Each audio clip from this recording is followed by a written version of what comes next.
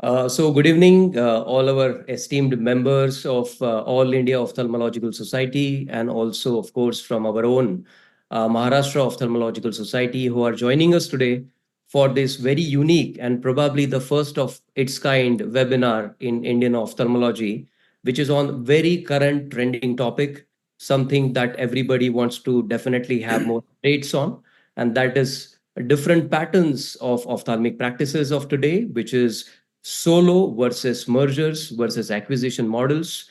How do they work? What are the advantages? What are the disadvantages? How to go about it? And what fits you the best? Friends, we all know that Indian eye care industry is going through a transformational change.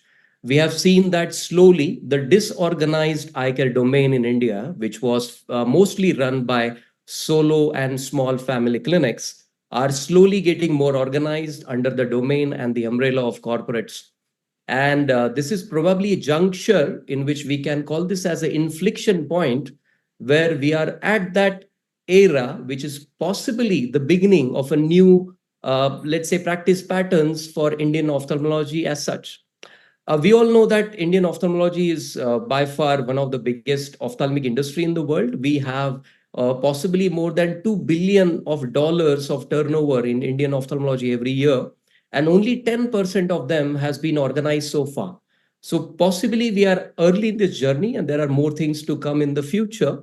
And this is to prepare all our members and all our friends to understand if we would like to take the path of growth on your own in a solo practice, or you would like to partner with the corporate in the form of either partnership or acquisition. How do you scale in the best possible way? And fortunately, we have some of the best speakers and the panelists that we have as of today who have shown by own example how to do it with success. So first of all, I'm Dr. Vardhman Kankariya, the chairperson of Maharashtra Ophthalmological Society and also member of Scientific Society of AIOS. Welcome you all. Before we go further, I would like to now welcome our chairpersons of today, none other than Dr. Namrata Sharma ma'am, who is the extremely dynamic Chairman Scientific Committee of All India Ophthalmological Society. She has always shown us the path. I've had great fortune of working alongside ma'am, learning from her. And I would like to request ma'am to please give her welcome address. Over to you, ma'am. Thank you, Vardhman. It's always a pleasure to collaborate with Maharashtra Ophthalmological Society because Maharashtra Ophthalmological Society always comes up with great ideas, with innovative ideas and new ideas. And so as soon as the topic of the webinar really interested me, it was own practice versus mergers and versus acquisitions. So I think it is something, again, which is not taught in the books and something which can only come by experience of those people who are into it. And I'm sure through this webinar, and I'm sure it is going to be available later also for all those people to see who've not been able to view now at this point in time as to what they should do and what they are going to be benefited with. So kudos to Maharashtra Ophthalmological Society. And thank you, Vardhman, for doing this in collaboration with the AIOS Scientific Committee. And I would like to thank Dr. Santosh Agrawal, also the president of Maharashtra Ophthalmological Society, for always supporting such collaborations. Thank you. Thank you so much, ma'am. Thank you for all your support as always. Now I would like to welcome our other chairperson, our own very dynamic and a great strong support to all our team in MOS, our leader, Dr. Santosh Agrawal, sir. So I would like to request sir to give his presidential address, please. Sir, you're on mute. Thank you, Dr. Vardhman, for your kind words. Respected seniors and my dear friends, good evening and welcome to this distinguished webinar today. At the outset, I express my gratitude towards Dr. Namrata Sharma ma'am, Chairman Scientific Committee AIOS, Dr. Natarajan sir, Dr. Sharad Patil sir, Dr. Nitin, Saurabh, Dr. Smitesh, our moderator, Dr. Saumil Seth, Dr. Anaga as a speaker, for sharing their invaluable time for the discussion on a very important and vibrant scenario in ophthalmic practice. Primarily, we are ophthalmologists and we strive to render our best services to elevate the standard of eye care for our esteemed patients. Once the ophthalmic graduation is completed, everyone has different options. Some go to in government practice, some in corporate service, some may join group practice or solo practice. In current scenario, the investment in ophthalmic practice is huge. And as the technology evolves, every now and then we have to make pace with it. Furthermore, government regulations, insurance empanelment, updating our knowledge and skill, research work, hospital management, and additionally, your personal and family and social life pose a great impact on your practice pattern. In all these scenarios, which practice pattern is best? Solo, corporate, government, or group? Or acquisition or merger of your goodwill and practice with some corporate? Today, we are going to have distinct ideas from all our eminent panelists, guest speakers, and experts. I am sure we all will be benefited immensely after the discussion. I also thank Dr. Vardhman and my MOS team, Dr. Atul, Mandar, Aditi, and others for making this happen today. Thank you all for giving me this opportunity. Best wishes. Thank you very much. Over Thank to you. Vardhman, please. Yes, thank you so much, sir, for your welcome address.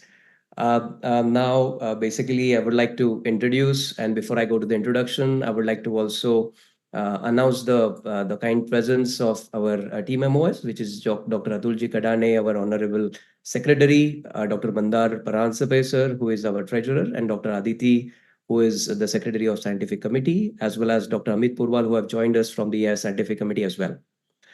So friends, we are actually very lucky that on all the three facets, which is trailblazing solo practices, which are expanding to partnership models and acquisition, we actually have some of the flagship, let's say, some of the leading figures that we have here. And I think the first session that we're going to start with are going to be with two speeches. And the first one, I would like to now introduce both the speakers. First one is a very, very dear friend of mine, who is Dr. Somil Seth. I have known Dr. Somil possibly for more than 20 years, who was my senior in undergraduate college in KM Hospital in itself, who has been a great role model since that time and has carved his path very successfully. He did his MS in ophthalmology in Mumbai, followed by doing his vitreoretina at the prestigious LV Prasad Eye Institute, another vitreoretina fellowship at the Sydney Eye Hospital, then returned back to India to start his own eye hospital. He's an extremely successful practitioner in vitreoretina, but also dwells a lot into refractive surgery as well. And so he couldn't help himself being away from the storm of the mergers and acquisitions, and has recently got partnered with one of the leading corporates. So I'm very sure that he's going to share a lot of great insights, and he has a great mathematical talk, which is going to make us understand in practicality how all those things work.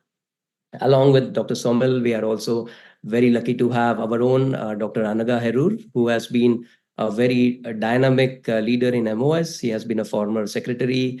I've had pleasure of working alongside her during that time as the chairman scientific committee, as well as now, of course, she's elected with historical win in MOS with a very large vote share as the vice president of MOS. And very soon she's going to take over as the president of MOS. She's been a trailblazing woman leader. Of course, we all know that she's somebody who has shown us the path how to expand on your own without the need of any corporates. And she has expanded in 4 centers very successfully with a all woman, 100% woman workforce of more than 150 of them.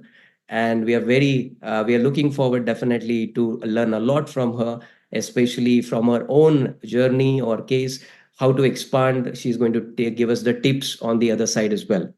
We are also, of course, honored to have our set of panelists who have shown by their own example how to be successful. And the first and foremost is, of course, our leader, national, international, global leader of ophthalmology, my mentor, Dr. S. Natarajan, sir, who is now recently inducted to be the treasurer of the International Council of Ophthalmology. First Indian ophthalmologist to have that. Of course, he doesn't need any introduction, and he is currently the chairperson and the founder of Aditya Jodhai Hospital. Another being Dr. Sharad Patil, sir. Sir has been a leading figure in ophthalmology in Maharashtra, has been a former secretary, and has founded the Sushil Eye Care, which has brought in most of the new technologies to that part of Maharashtra. And he is also a lot into a lot of charity work as well. Then we have a good friend, Dr. Nitin Deshpande, who is again known to me. He is actually a classmate of my brother-in-law, so I know him like that as well. And of course, a very, very successful entrepreneur. He's a glaucoma and cataract surgeon, refractive surgeon as well. Of course, he has laid the path and has successfully ventured into multiple branches. Again, Dr. Saurabh Patwardhan, uh, again, who is a very close friend from my undergraduate days and now has shown us how to, again, be very, very successful in an expanding multi-centric practice. That is, he has really taken up in a big way, and he is a great teacher. He has started a lot of he has started the online platform FECO Tips for online education for cataract surgeries, which is very renowned nationally and internationally. And then we have Dr. Smitesh Shah, who is doing a very high volume work at Isha Netralaya, who has also shown how to do very high volume, high quality work, and also recently has been seen to showcase a lot of research which is being done in his hospital as well. And we are very thrilled to have all of you together today. And I'm very happy and thankful to each one of you to have accepted our invite for this unique webinar.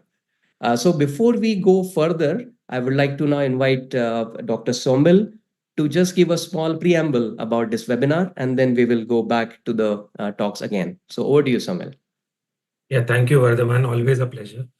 Thank you, AIOS and MOS, for inviting me for this. Pardon my voice. I think I've got some cold today. I'm just sharing my slide deck.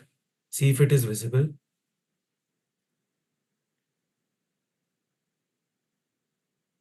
I think the slides are not visible. Yeah, is it visible now? No. Yeah, now it is visible. Yeah. Okay. So this preamble is basically why do people go ahead with mergers and acquisitions? So this is actually my favorite slide and which I keep showing everywhere. We call it Bech Do. If you change the letters a little bit and you read it otherwise, it sounds like something else, but that's all right. I still like the way you think.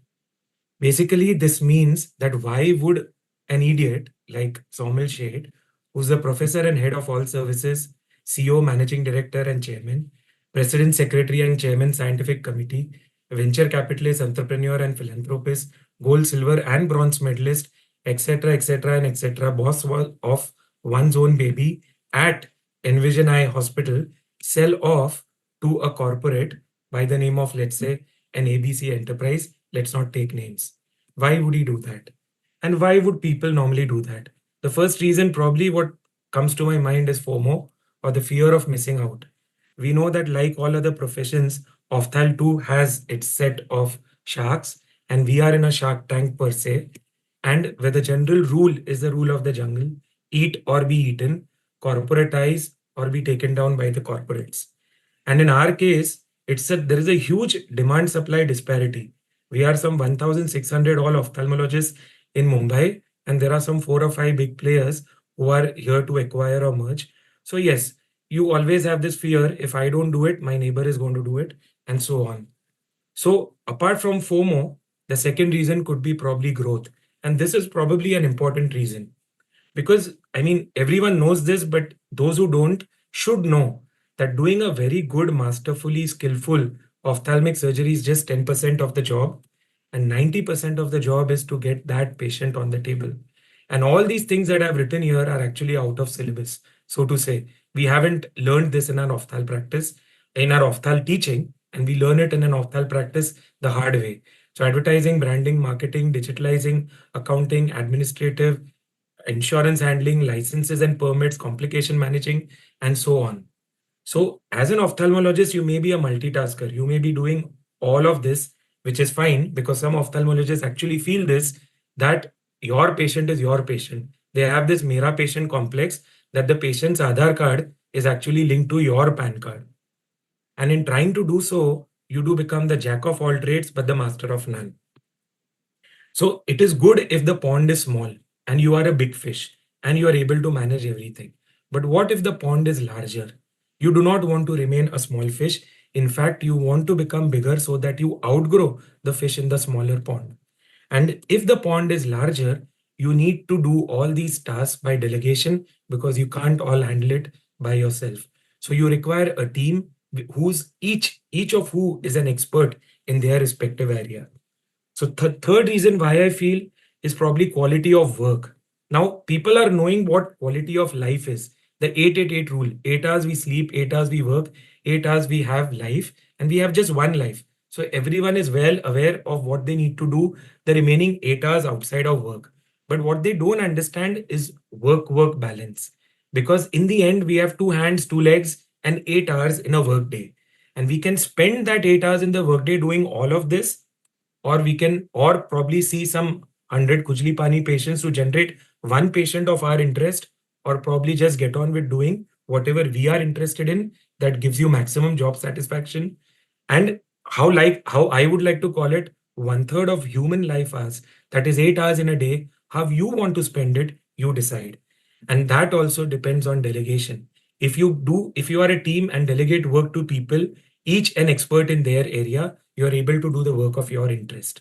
And the last reason probably that comes to my mind, which probably is the first reason with many people, is monetization. And these are the kind of people who believe in kal kisne dekha. Tomorrow is promised to no one. Let me take all the money in one go, because in business, more important than money is the time when you receive the money. Because once I have a huge corpus, I'm going to multiply it by investments and by interest and going to make a huge corpus out of it. For me, I don't think monetization is a good enough reason, though it could be a byproduct. For me, what I've highlighted is probably why I did a similar thing was for growth and for quality of work or work-work balance. So with this introduction, I go back to Vardhman, and before I begin my talk, let him probably talk about how the layout of our discussion is going to be. Over to you, Vardhman. Yes, thank you so much, Somil. I think that was a good preamble. And of course, now as you said, the counterpart of the story is that whether we can do the same thing by partnering, by the acquisition model, or on your own. Now, at the onset, I would like to tell all the delegates that we are going to have an excellent discussion after both the talks. And this discussion is going to pan out after both the speaker talks. We will have 3 teams. The first team is going to be of the solo practitioners who have grown at the multi-scale model on their own, Dr. Anaga, Dr. Saurabh, Dr. Nitin Deshpande, and Dr. Shah. The team 2 or the team B is going to be with the full acquisition model, such as Dr. Natarajan sir and Dr. Patil sir. And the team C is the partnership model, which is Dr. Somil said. And each of them will be answering few questions in their respective perspective after both the talks are done. So now we will go to the first talk, basically, which is going to be by Dr. Somil, and that is the math of these models. So over to you, Somil. We are all looking forward to your talk. Thank you, Vardhman. I'll share my screen again. Is my screen visible? Yes. Yeah, so I am going to be talking about the mathematics or how things work in all the 3 models. Okay, so this is where I left. Why I did this merger is for growth reason and for quality of work reason, both of which require serious delegation. I need to have a team. Now I can do this by way of recruiting the right people as employees, probably even incentivizing them. But what matters here is what I call as skin in the game. If they do not have enough at stake, they are not going to be that much interested. They're not going to be treating your practice as their own. So the next thing that you try to shell out is what you call as equity. Equity simply means equality. You make each of them not only a stakeholder, but also answerable to everything that they are doing. Now, in solo practice, you basically do not involve any third party. You share stake with your family member, probably if you have a wife who's an ophthalmologist, or wife who's probably good at administration, or your kids who are studying ophthalmology and are going to become budding ophthalmologists, and so forth. In between the members of the family, they can manage really well by division of labor, and really then they may not need the use of an external agency to be helping them out with them. Whereas the other two models, acquisition and merger, you need to take or sell your stake to a third party, which I typically call as third party wife. You basically taking a wife to yourself, or maybe husband. But I think wife, because in acquisition you're selling 100%, so definitely wife. Even in a merger, you're selling your majority to a third party, so again definitely wife. So these are the two ways by which you can share your equity and get their skin in the game for you. For taking that stake, they need to give you a certain amount of money. That's how they count your practice as a certain value. We call it as the F word of finances. And we are here to discuss how much each ophthalmologist actually deserves for the asset value or the practice that he has created. If you think you are the brainiest ophthalmologist on this earth and you're going to sell your immensely good surgical skills to someone who's going to give you a truckload of money, you are sadly mistaken. They want more bang for your buck. And obviously, there is a big demand supply disparity. So they have their own criteria. And I'm going to go in increasing order of font to show you the increasing order of importance. Let's say an ophthalmologist has a practice with all latest gadgets and machines, including femto, large center, multiple centers, posh location, president of societies, international speaker, prolific surgeon. Do you think it makes a good buy for a corporate? I think not, because this is what they are more interested in the order of importance. What actually it translates into: gross revenue, gross turnover, or top line. Even more important than that is this term, which is called EBITDA, which often comes up in these corporate talks, which simply means profit before paying tax. Basically, what you have earned out of the revenue after paying off expenses, to put it in simpler words, means EBITDA. I'm not going to really go into the details of what interest, taxes, depreciation, and amortization is, because we are here to understand the principle. Now, what could be more important than profit?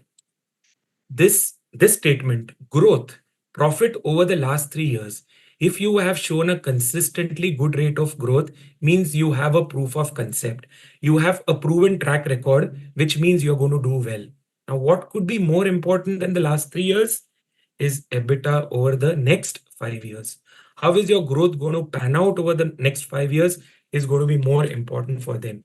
And this is what I typically tell people when I'm like, in the place of a evaluator. Everyone's practice is an S-shaped curve. You have the lag phase, the log or the exponential phase, and then the stationary phase. Consider from top downwards, a 60-year-old person, 7 to 9 years of practice left, everything, everywhere he has maxed out, place, time, charges are all at the peak, only 10% year-on-year growth. He has a high plateau EBITDA. People would not be really interested in buying this practice, because they would have to give a higher amount of money for the high EBITDA. Now, this green area, what I have marked, 40 to 50 years old with 10 to 15 years of practice left, place, time, and charges not fully restricted yet, showing a good 15% or greater growth and a prospect of showing more than 25%, what I call as about to peak EBITDA. Yes, this would be the zone where valuators are looking to shell out money. And the last one is 30 to 40 years old, a young gun who has more than 25 years of practice left, place, time, charges not restricted at all.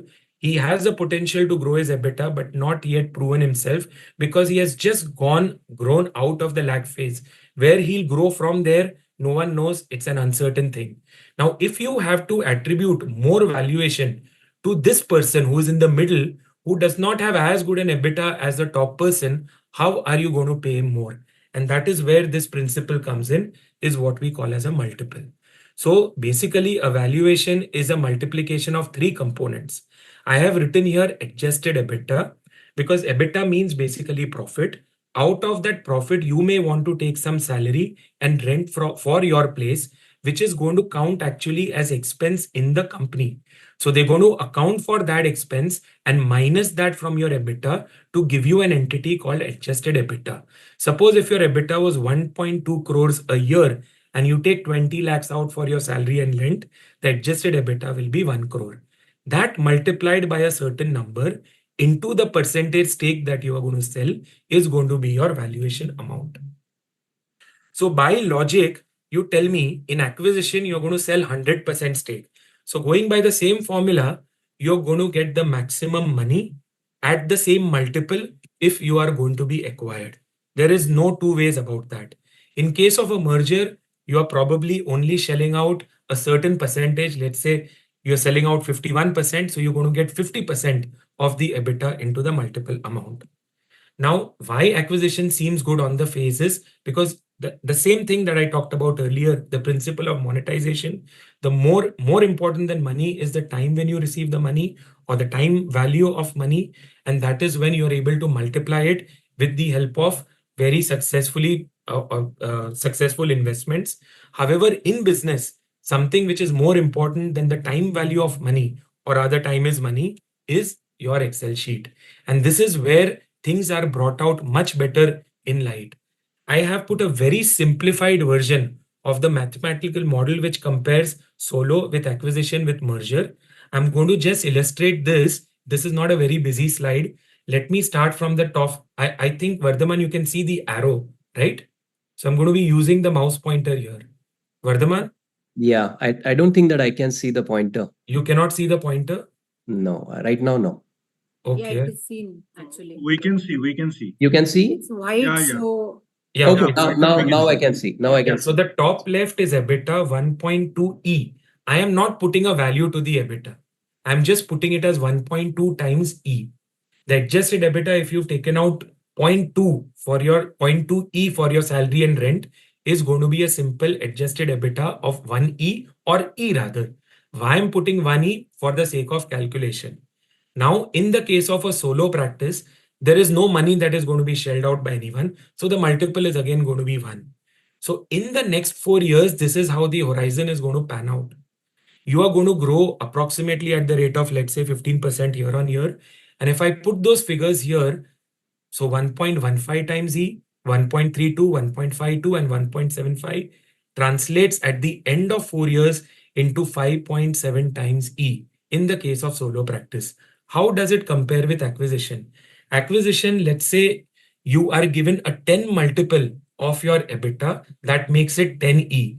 And they usually divide it in the ratio of first year, they give you 70%, so 7E. And the next 3 years, they give you 10%, which is 111E, at the end of which it amounts to 10E over here. Let's say in this, your EBITDA from 1E has grown to 1.25 as against 1.15 here, because obviously you are with an entity, you're going to grow better than your own individual self. So I've put here 25. So that makes it 1.25 up to 2.44 at the end of 4 years, growing at the rate of 25%. Out of this increased EBITDA, you're going to draw a certain incentive which varies from person to person, but is usually 3% of the revenue per year, which I put as 6% on the EBITDA. So 6% on 1.25 is going to give me 0.075. All this adds up at the end of 4 years to one small tiny amount, which is 0.44E. And when you plus this, it gives you 10.44. Now, at the end of 4 years, you compare the two models. Obviously, you are much better off with an acquisition because it is 4.7E higher. So at least 4.7 crores higher if your EBITDA is 1 crore. If your EBITDA is 2 crores, it goes to double of 4.7 and so on. Now let's see the merger model. In merger model, 1E, I'm taking a lesser multiple because mergers don't give you a higher multiple for some reason. I will come to that very shortly. The total valuation is 80. If it's a 50-50, it is a 51-49 usually, but for simplistic purposes, I'm going to take it as 50-50. So 50% of the amount that you get upfront is 4E. I've carried that 4E at the end of 4 years and I've put it here. The same rate of growth I've counted as what I have counted in acquisition 25% year on year, because you merge with an entity, you are likely to grow better. So it's going to be 1.25, 1.56, 1.95, 2.44. But that's not really going to matter because you're not incentivized there, like how you are incentivized in acquisition. But you're better incentivized. I will come to that shortly. Let me, before that, go on to exit. Let's say you sell the remaining share at the end of 4 years. At the end of 4 years, what is your EBITDA? It is not 1E. It is 2.44E. You multiply that by 8. That comes to this figure, 19.52E. You get half of that, which comes to 9.7. So you put this 9.7 here, you add it to 4. This is approximately 14. It is much better than 10.44 at the end of 4 years. Over and above that, there is the little icing on the cake. Every year, because you are a 50% shareholder, out of this EBITDA, you're going to take home 50%. So from 1.25, 0.63, similarly from 2.44, 1.22, and you add all of this, that comes to an extra 3.65, which makes together a 17.41 E times or EBITDA times, which makes it 7E higher than the acquisition model. Now, if your profit is just 1 crore, you have earned 7 crores upfront more. If your EBITDA is 2 crores, that goes on to 14. So the more your EBITDA multiplies, the more this amount is going to, the difference is going to be really huge. Even a 2E EBITDA, 2 crore EBITDA is going to make a difference of 14 crores as per the model comparing head to head. But what about, there are 2-3 imminent questions that we need to answer before we get into more details. The acquirer model or the acquisition model will ask you, what about long-term capital gain tax versus income tax? Now, in the solo model, everything that you earn over here in the first line, you're going to be shelling out 35% as income tax. In this model, acquisition as well as in the merger model, of the corpus amount that you are earning, you're going to pay only 12.5%, which is 1/3. So at the end, profit after tax, you're going to take home much more in acquisition as compared to solo. Absolutely fine, an absolutely valid point. We will see how that pans out. The second argument they have is, when I have this more corpus is I have 10.44 as against 5.7E. I am going to use that in investments and multiply it at, let's say, 20% CAGR. Again, a valid point. Here, I would like to point out one essential thing. Let's say you take another 4 years down the line. This is 4 years, you've earned 5.7E. Another 4 years, you're going to at least earn another 5.7E. At least. I'm taking, for simple reasons, I'm taking as 6.3. That makes it 12E. Instead of 5.7E, it's going to be 12E at the end of 8 years. What is this going to be at the end of 8 years? This 10E is going to remain 10E. This 0.44, let's say it doubles. It becomes equal to E. So you're going to left with 11E. Here you're going to be left with 12E. So if you take the timeline further, you realize that even your solo model pans out better than an acquisition, except if you are able to pay lesser tax on it or grow your corpus with a 20% or a higher interest rate, so to say. The third point which people argue is the growth rate of a corporate. The same example here, you're growing at the rate of 15% year on year, you're going to earn that much lesser as against 25%. Now, the real benefit of this does not go to the acquiree because he's going to get just a 6%, which is a small amount. But in a merger, you see, if you're going to grow at the rate of 30% over here, the final valuation is not going to be 9.7, it's probably going to be 12 or 13, in which case this increases to, let's say, 20. So if you take this as a multiple per se, instead of a 10 multiple, which becomes a 10.44 at the end of 4 years, in a merger, the value actually becomes, let's say, 17 to 20 times of your original EBITDA. Now, if we have to argue against these 2 points, I need to go actually deeper into this model numerically, giving you actual figures. Vardhman, if you have time, I can do this very quickly. Yes, Is that yes. okay with you? Please go ahead. Yes, yes. Okay, so I'm just going to take off. I'm going to put an Excel sheet. Is my Excel sheet visible? Yes. So I'm going to take a real life example in this. Let's say the revenue, you can see the top left here and you can see my plus probably. So Yes. revenue is 5 crores, 40% expenses. Let's say you make a net profit of 3 crores. You put 3 crores here. You have given yourself salary and rent of 60 lakh rupees. Your adjusted EBITDA will be 2.4. Let's say you have got a multiple of 8 that comes to a valuation of 19.20. Now we'll halt here and visit each model. Let's say you take the solo model first. You see this elaborate wealth in case of no deal. You're all by yourself. You have 3 crores. You have all the 3 crores for yourself. You have paid off 35% tax. You are left with 1.95. So the corpus at the end is 1.95, which is going to carry over here. You're going to earn interest. I've taken interest at the rate of 8%, which is like FD interest or maybe just a little higher than that. You're left with 0.10 post-tax. You paid 35% on that interest too. You're going to earn at the rate of, I have taken here for reasons, I've taken as 12.5 or 13% because you cannot do consistently 15% over 15 years. So I've taken an average of, let's say 12.5%, but you can also take as 15%. So that makes 3 into 3.28. You paid 35% tax. That makes it 2.19. You earned a corpus of 2.19 plus 0.10, all the green lines, plus your previous carried over corpus. That makes it 4.25. You carry that corpus over 4.25 over here. You again incur an interest. You pay the tax on interest. You have grown from 3.38 to 3.80 and so on. Every time you carry the corpus forward, you see at the end of 7, 8, 9 and 10 years, from 3 crores, you have made 28 crores, 34 crores, 42 crores and 50 crores respectively. And if you take this 15-year horizon, you've made it almost into 111 crores. Now, wealth in the case of acquisition, I'm beginning with the same thing. The 3 crores that you begin with, you paid off 35% tax. You are left with 1.95, that is yours. Now, these people have valuated you on 3 crores. They have given you 19.20, but they have given you only 70% of that, which is 13.44. You pay 15% long-term capital gain. It is 12.5, but then surcharge, cess, etc. Your lawyer expenses, everything included, comes to 11.42. That you add this 11.42 to 1.95, you're left with a corpus of 13.37. So you carry that forward, you incur an interest, you pay the tax on that interest, your EBITDA grows at the rate of 25% here to 3.75. You take out salary of 0.6, what I had marked here. You probably get an incentive of 6% on the adjusted EBITDA.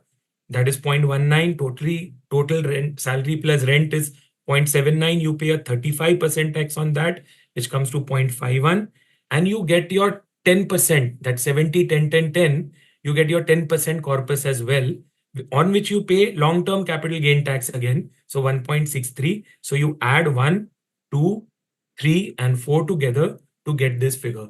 Similarly, I have done up to 15 years. Here you see at the end of 7 years, you are still better off in an acquisition. At 8 years, you are at par with solo as well as acquisition. Here I have summarized so as to make it visible in one view. So 28 versus 31 at 7 years, at 8 years, whether you go solo or acquire, you are the same. At 10 years, you are much better off. In fact, from the 9th year onwards, you are much better off, and see at 15 years, you are 111 versus they are 71. Now, roughly calculated, whatever multiple they are giving you is going to last you that many years and you're going to break even. If you are going to be practicing only for 8 years of your life and going to retire, acquisition model works best, because after that, even if you are growing at a lesser rate of 13% or 12.5 vis-a-vis an acquisition model that is growing at double your rate, you're still making far more money at the end of 15 years. So I feel that is not a good model to survive, for you to survive with over long term if you're looking to practice over 15 years. Now let me elaborate in the case of a merger. The same thing, 1.95, you are evaluated on the 2.4. Let's say the same multiple 8 you have taken, 19.20. It's a 51-49 partnership. So you get 51% of 19.20, which is 9.79. You pay 15% long-term capital gain tax. You are left with 8.32 plus 1.95, which is 10.27. You carry that over.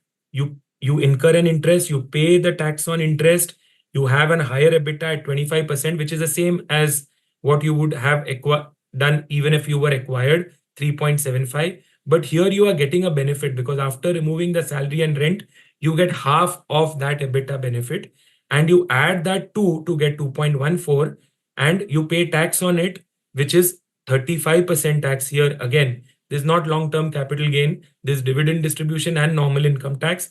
So that comes to 12.20. 12.20 you carry on. So on and so forth. If after 5 years, you feel like selling your remaining 49% stake, it is at what EBITDA? It is at an EBITDA of 9.16 minus your salary and rent. So that comes to 8.34 adjusted EBITDA over here. The same multiplication of 8, your valuation is going to be now 66.71 crores. You're going to get half of that. Half of that you're going to get, and you're going to pay long-term capital gain tax on it. So that comes to a figure what I've put here as 27.79, which is going to add to your corpus. See how drastically you are valuated from 3 crores to begin with to 9.16. What you had initially got as a valuation in an acquisition, you have got a bigger sum on only 50% sell stake at the end of 5 years. So you add that 27.79 to the same recurring green rows over here, and you get this figure. So when you compare this acquisition versus solo versus merger, at the end of 7 years, you are way better with a partnership as compared to both of these.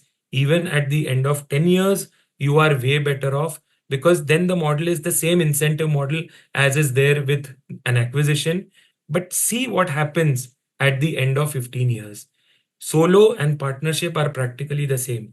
But if I have to practice for 15 plus years, I have to, in my private practice, continuously maintain this growth. Here, the company is going to do it for me. I have a team. So there is more likely chance that I may be able to deliver this.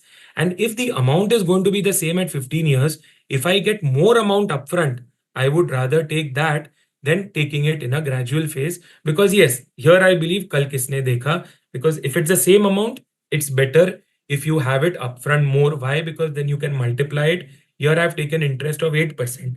Let's say I'm an investment wizard like Dr. R.C. Shah or Dr. Manoj Agrawal, and I make it something like 20%. You see the difference here. In solo, it is 183. In acquisition, it is still lesser, but in partnership, it has gone way beyond. We are not wizards, so probably keep it very realistic at maybe, let's say, 11%, and still you are way better off in a partnership as compared to no deal case. I'm going to go back to my PowerPoint here. So the take-home message from here is, from my analysis of the Excel, merger is much better than an acquisition or solo, even when the multiple of merger is much lesser than that of acquisition because of the delayed stake sell advantage at a higher EBITDA. The second thing what I've derived is, whatever multiple you are getting by way of an acquisition, let's say you get a 10 multiple, it's going to last you for 9 years. And if you get a 10 multiple in, let's say you get an 8 multiple in a merger, it is going to last you for 8 plus 5, 13 years. And an 8x merger is actually going to translate into 17x. What I just showed you in one of the previous slides, you see 17 times E as compared to 10.44 times E at a multiple of 8. The last thing that I'm going to say, which I already said, sometimes going slow or solo and steady may also win you the race.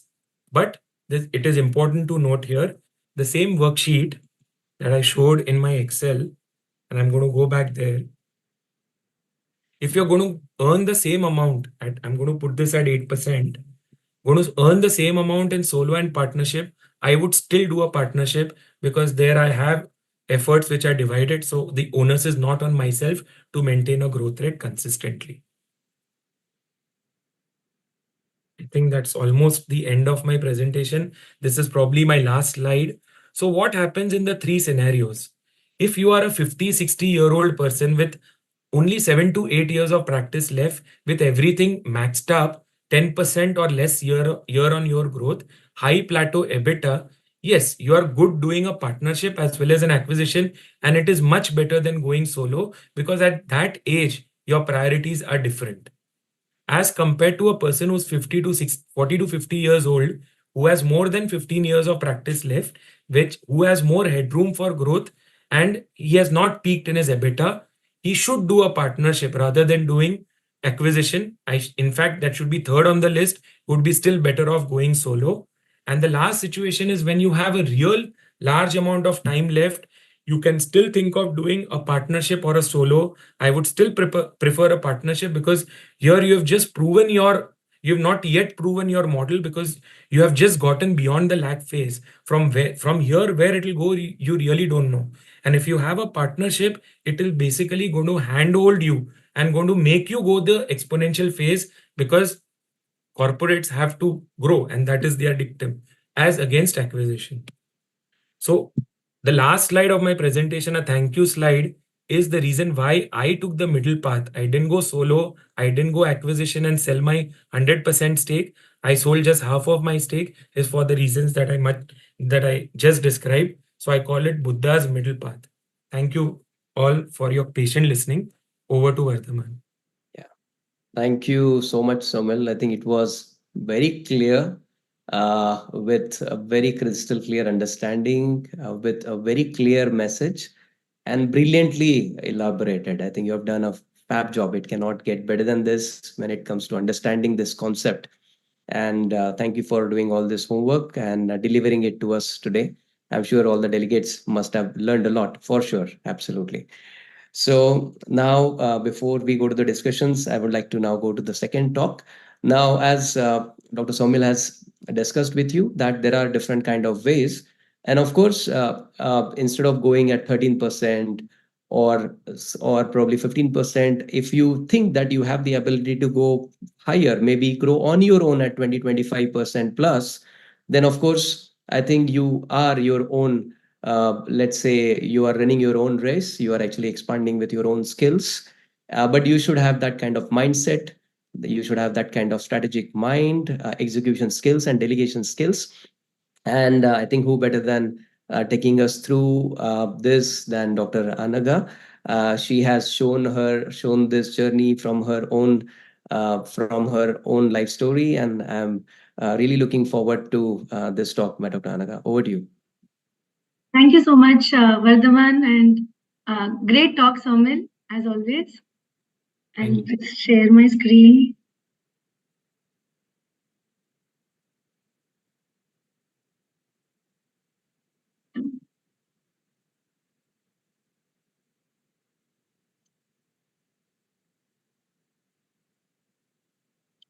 So, is my screen visible?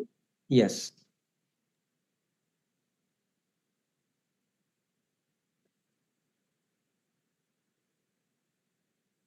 Yeah. So, first of all, thank you so much to Team AIOS and MOS and Vardhman for this opportunity. And today, Vardhman has given me a difficult topic, and that is how to grow successfully independently. This is a small disclaimer because I feel there are a lot of people here in this gathering today, and then definitely around us, who have grown successfully in different ways. And I think even though today, whatever I'm going to be presenting are what are my thoughts about it, each person has his own journey, and he should probably see what works best for him. So today, when we talk about growth and success, I wish that the road path to success was as simple as this. But friends, what people think success looks like is very different from what it really is. And many times along the way, one may get lost somewhere. Today, when we talk about growth, we are basically talking about entrepreneurship. So according to me, what is entrepreneurship? It's basically living a few years of your life like most people want, so that you can spend the rest of your life like most people can't. Why an entrepreneur? Because it unlocks your own personal potential. It fosters social and economic development. And because you can't do it alone, you're definitely going to build a team. It creates more job opportunities. And in my case, women empowerment. Why solo expansion? One, because you're your own boss. Decision making is yours. It is quick. You are nimble footed. You can bypass all the hierarchy. You can take quick decisions. You know your area, your patients, your staff, your people the best. So you can take your decisions what is most suited to you because you've been doing it for the last so many years. It gives you immense satisfaction. And today, what you're building is not just a center, not just a practice, but a legacy. And that will also going to help in succession planning. So I have put it basically in 10 simple steps. And the very first step is to define your goal. You need to first think for yourself where you want to be at the end of 1 year, 3 years, 5 years, and I want us to write it down. It could be on your personal front or your professional front. On your personal front, for example, somebody who is just beginning his practice, right from setting up his own family, kids, taking a new house, for example, and on a professional front, as to where you want your revenue to go, how high, whether it's one center or multiple centers, academic growth in terms of presentations, research, publications, and whether you want to take up leadership roles at your local level, state level, national level, you need to define your goals. Remember, only you can change your destiny. Whether you want to go solo, whether you want to do a merger, and what you want to do in your life is determined by only you. So you have to decide what you want to be. So if you are thinking of growth, you need to understand your own personality, evaluate yourself whether you are designed to be an entrepreneur. And what does it take to be an entrepreneur? The 4 P's, as I love to call it: passion, persuasiveness, perseverance, and persistence. You need to have the confidence of your own decision making. You need to have a risk taking ability because not all of your centers will do as well as you think it would. And you need to have leadership qualities to take your herd along. Remember, you need to come out of your comfort zone, and that is where the magic is going to happen. In order to do all that, it's going to be a long and arduous journey. No matter whether you go solo or in a merger, or if you want to do it in a partnership. So you need to strengthen yourself physically, mentally, financially, and spiritually so that you are ready to face all the challenges. And then you need to start work in that direction.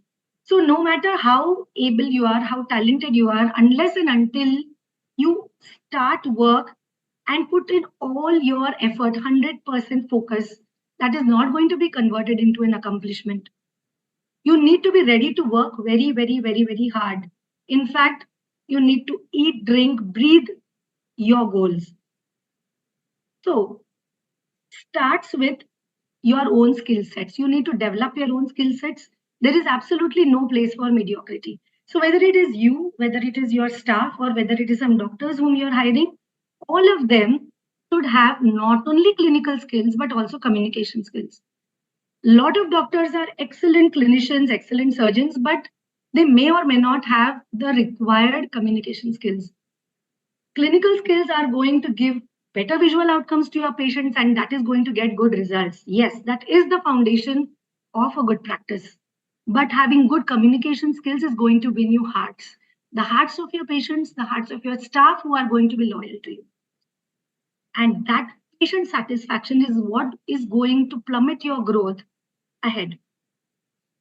A lot of practices today are being sold, and one of the important reasons is because we do not want to get into the problems of management. Remember, management or administration is a very important part of your practice apart from clinical practice. So it involves planning, organizing, staffing, directing, coordinating, and controlling. So the important pillars for your success is going to be basically, first and foremost, having a robust infrastructure.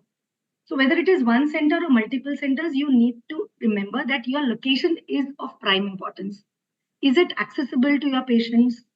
How is the demographic population around it? Does it have adequate space for your present practice and for the next few years where your practice might grow? What is the services that are going to be provided in your center?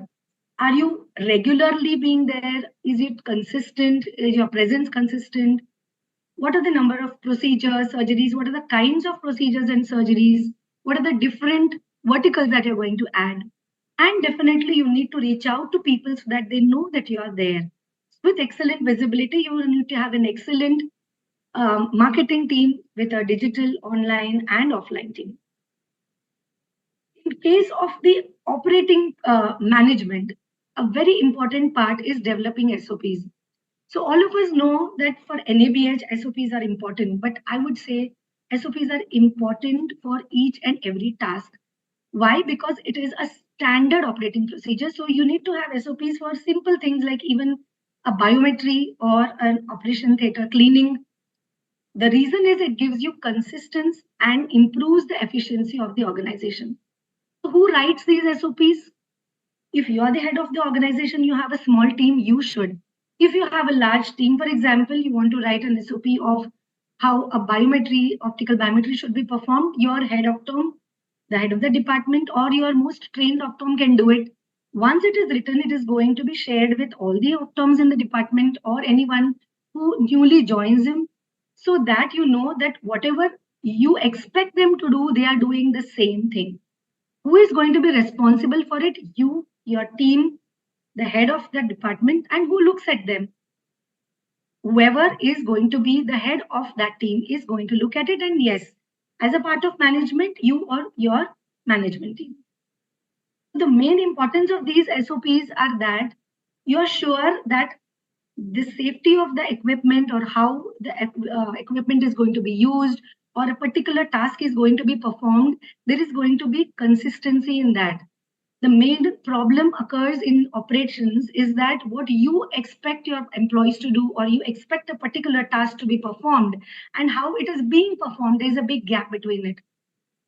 So you have to be sure that your people are trained in what they need to do. It improves the quality control and gives a consistency in operations, facilitating continuous improvement also. So you need to work on these SOPs over time. They could be dynamic.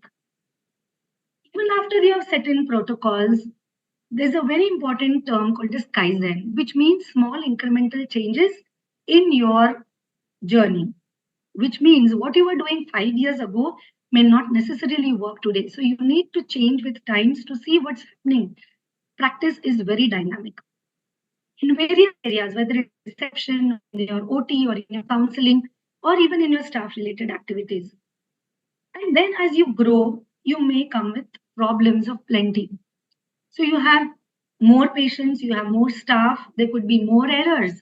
So you need to put in efficient systems so that you can reduce those errors, because each error is going to cost you.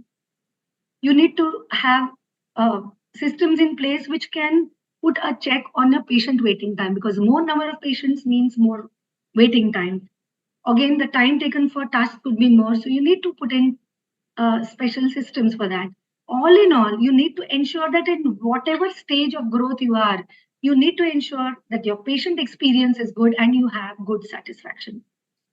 So for all this, you need to have a regular monitoring. Doing it yourself is not possible. So you need to have a team, and you need to have a monthly meeting of all your departments, whether it is your optometrist, your receptionist, your counselors, your housekeeping, your accounts.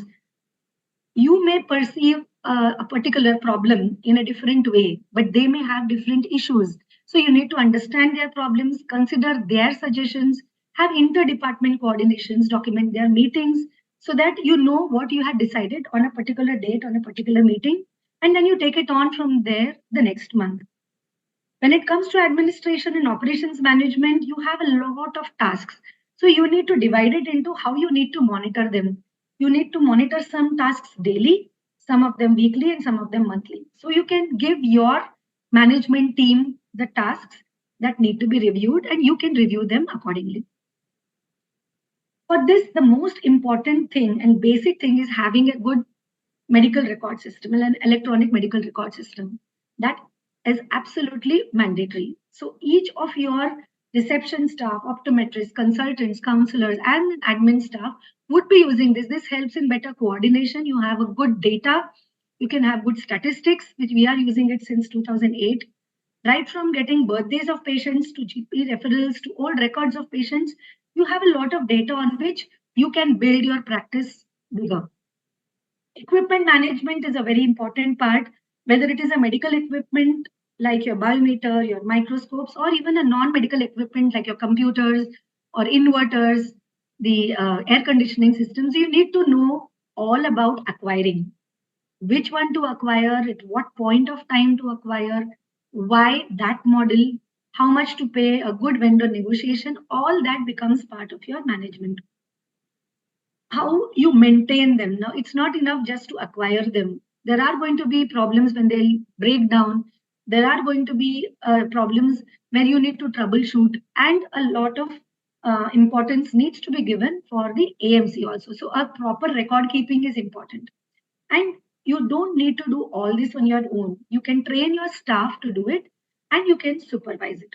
But because you are a clinician yourself, you're a surgeon yourself, you know what is happening. So you can look at the non-conformity records. You can look at whether it is being maintained correctly or not. Finance, like as we just saw in what Dr. Somil spoke, is the crux. So you need to be absolutely in control, absolutely knowing what exactly is happening with your organization. Especially as females, I know a lot of females may not understand or may not like to delve into the finances, but I think it's of paramount importance. In fact, it's not just about being financially literate, but being proactive. I feel even as women, if you are a woman entrepreneur, you should be talking to your CAs yourself.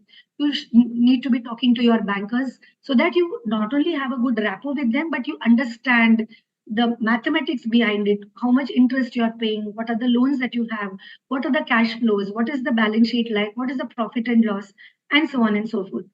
EBITDA, we just saw. So thank you, Somil, for that. I wasn't aware that you were to give this talk. So basically what it means is you need to understand your profit. So I would not go into this. It basically is your revenue minus expense. So that is what you need to look at. And you need to look at it and review it from time to time. Now let's look at this chart. Now, a simple thing is your EBITDA is basically like your profit. So higher the better. How can you increase your EBITDA? One, either by maximizing your revenue or by minimizing the cost. Simple.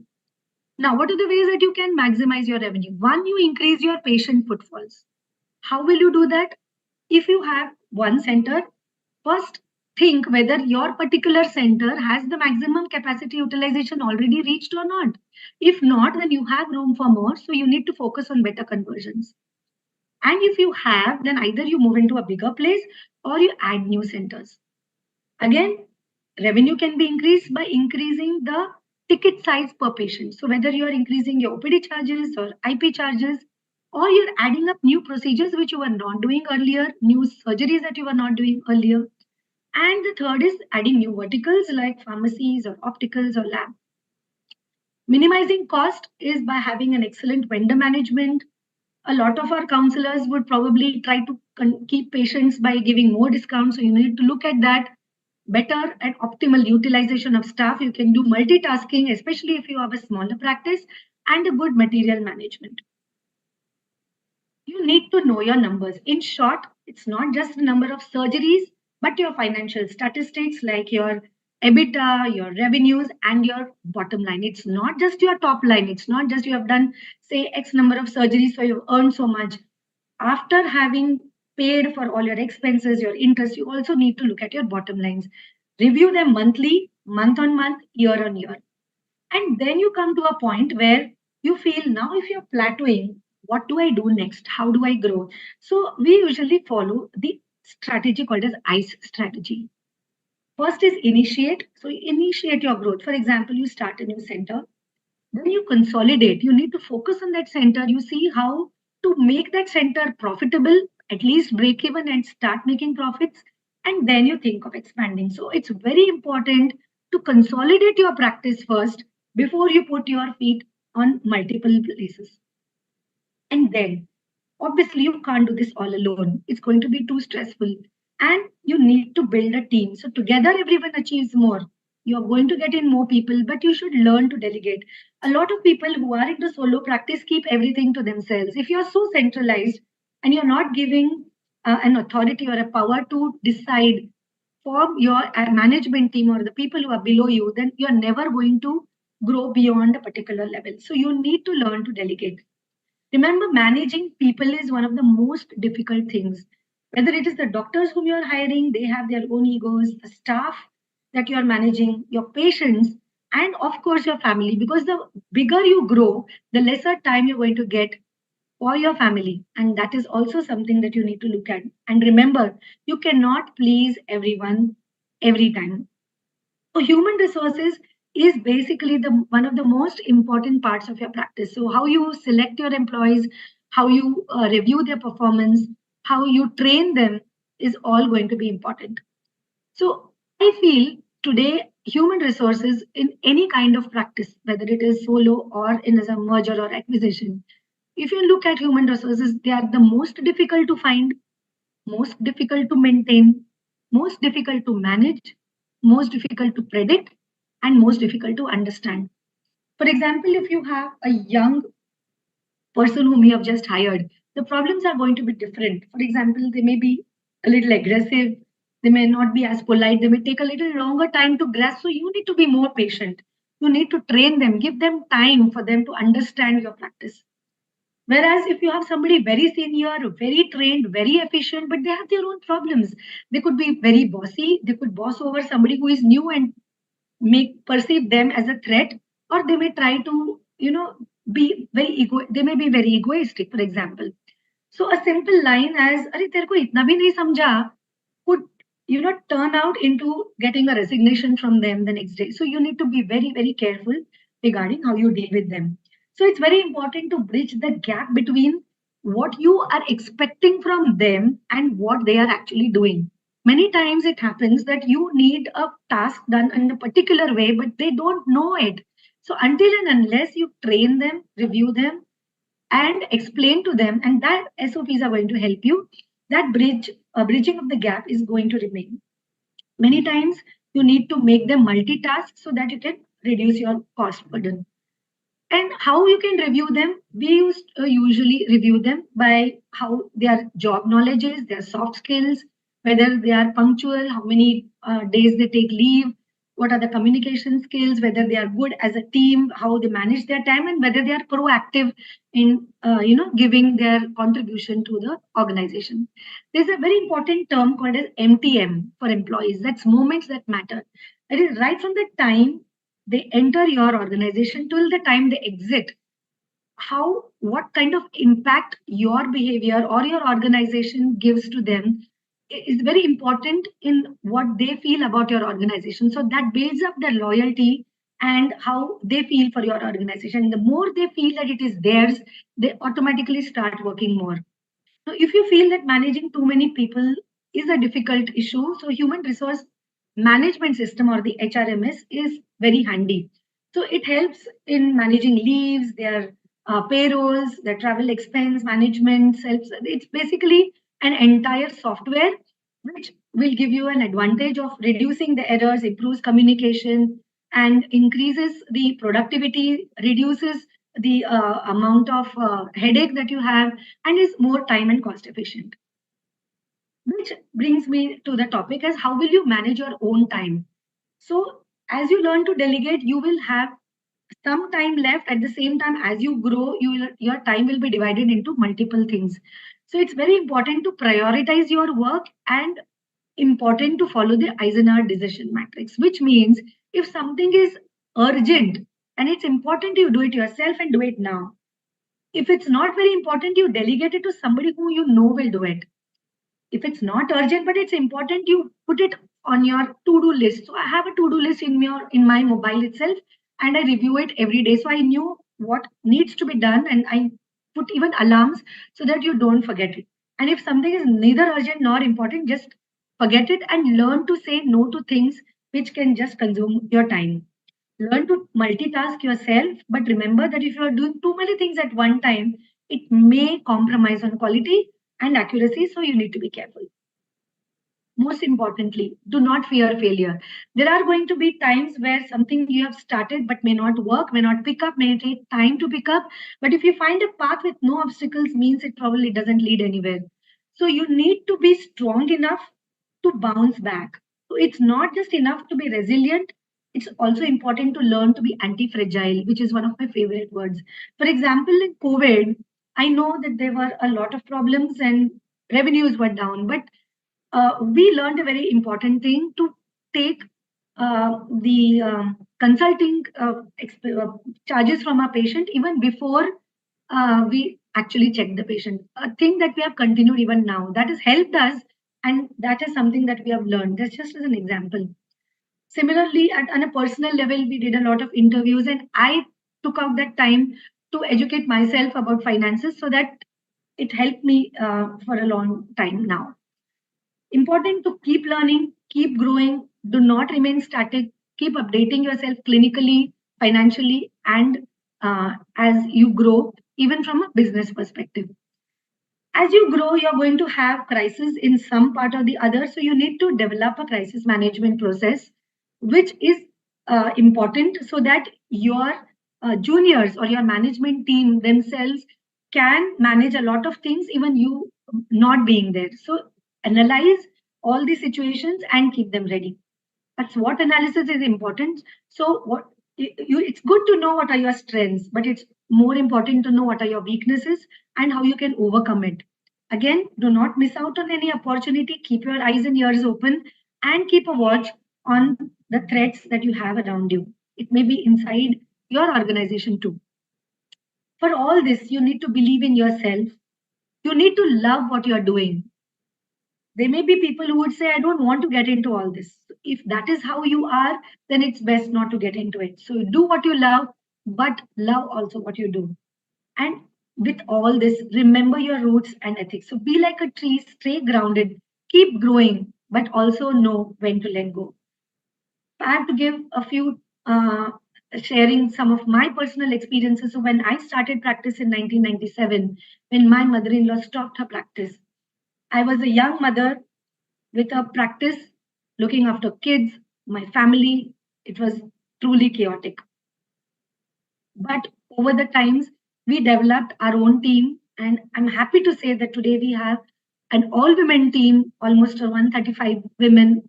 And for whatever it is worth today, I feel blessed to be able to help and contribute in women empowerment, because a lot of these women are single mothers, single bread owners of the family. So how did our patients benefit? Yes, having women staff, I feel that they are more understanding, more approachable, and have a higher EQ. How did our staff benefit? It boosted their confidence. It made them financially independent and gave them a respectable place in the society. More importantly, each woman led other women along, took them along. The ripple effect in the society, their cousins, their sisters, their neighbors, and I'm happy that through our organization, we were able to develop and put a stop to their problems. Again, the trickle effect, they educated their children. Today, we have optometrists whose children have become optometrists because they realize the value. So on and so forth. So you can help the society to prosper. As a woman leader, we have seen strengths, but have also faced criticisms. So you just need to stay put there. So I know it's an uphill task, whether you are a woman entrepreneur or whether you are growing at whatever stage in life. But I would say you need to have sugar on your lips, ice on your head, and glue on your bottoms to remain there. So do not quit. A lot of people see success, but they only see the tip of the iceberg. Many times, what they don't see is the dedication, the hard work, the failure, the persistence that goes through all that. But friends, all you need to have is the right mindset. With the right mindset, you can achieve a lot.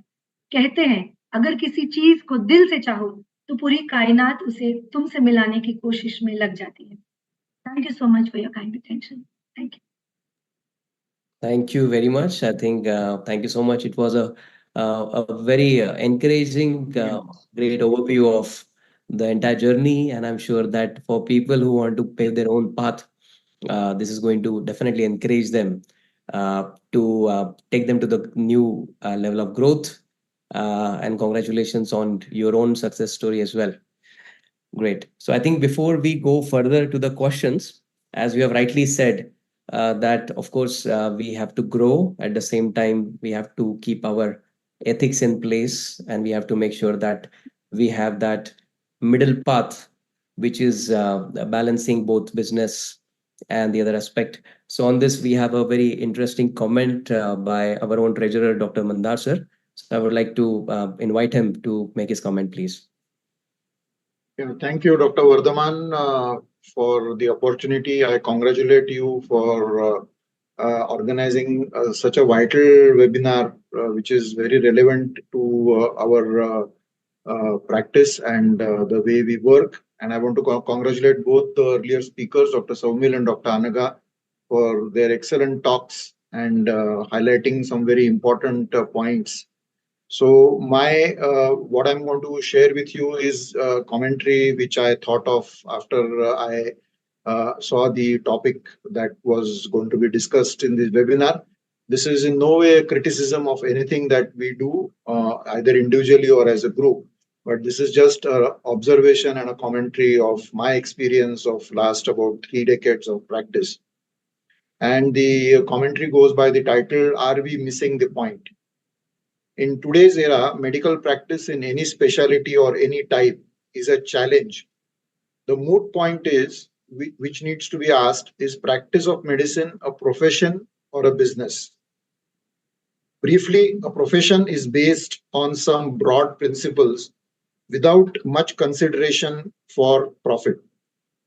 On the other hand, business has profit at its survival/growth at its heart. Profession also has a set of inherent values, for example, ethics of medicine.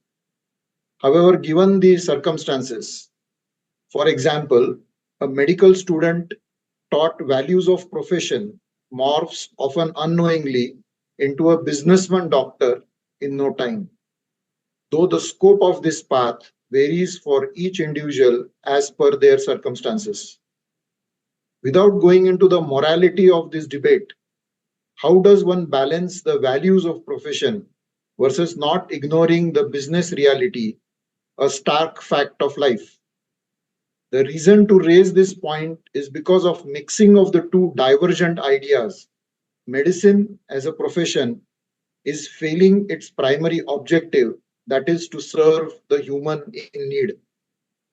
A patient becomes a number to be added to the ledger book with top line and bottom line parameters as metrics of success of the practice and ignoring that single individual needs and demands. This creates an ever widening chasm between a patient/society and health delivery system.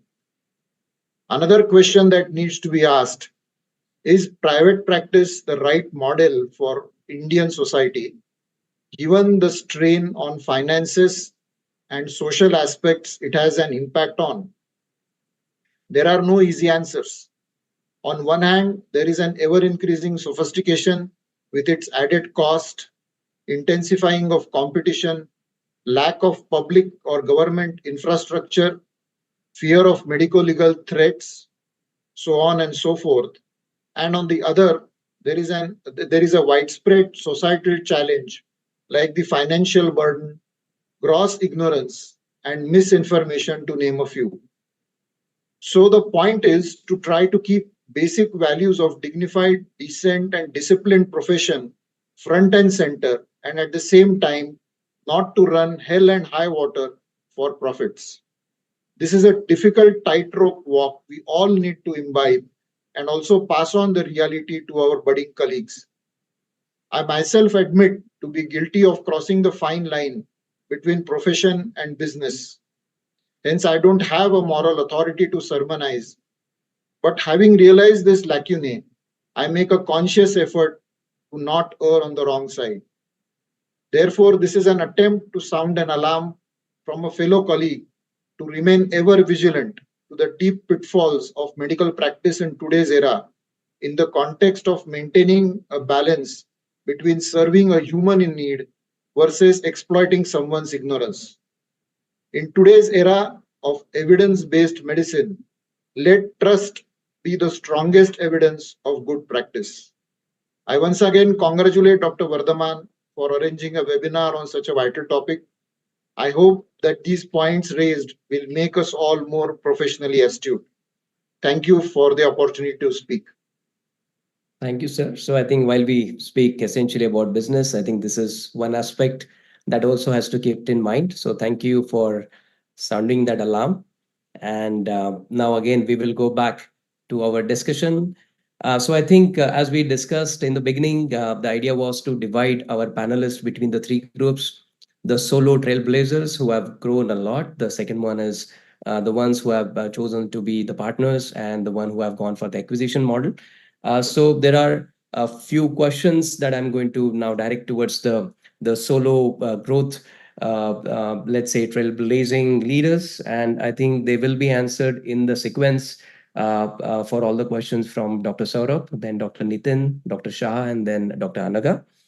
And so basically, the first and foremost question is to all of you, just to know about your journey. When did you start your practice? At what point did you actually, let's say that what were the practice milestones in your practice, and when did you actually think about that you have to actually branch out successfully, and what is the current state of your practice with expansion overall?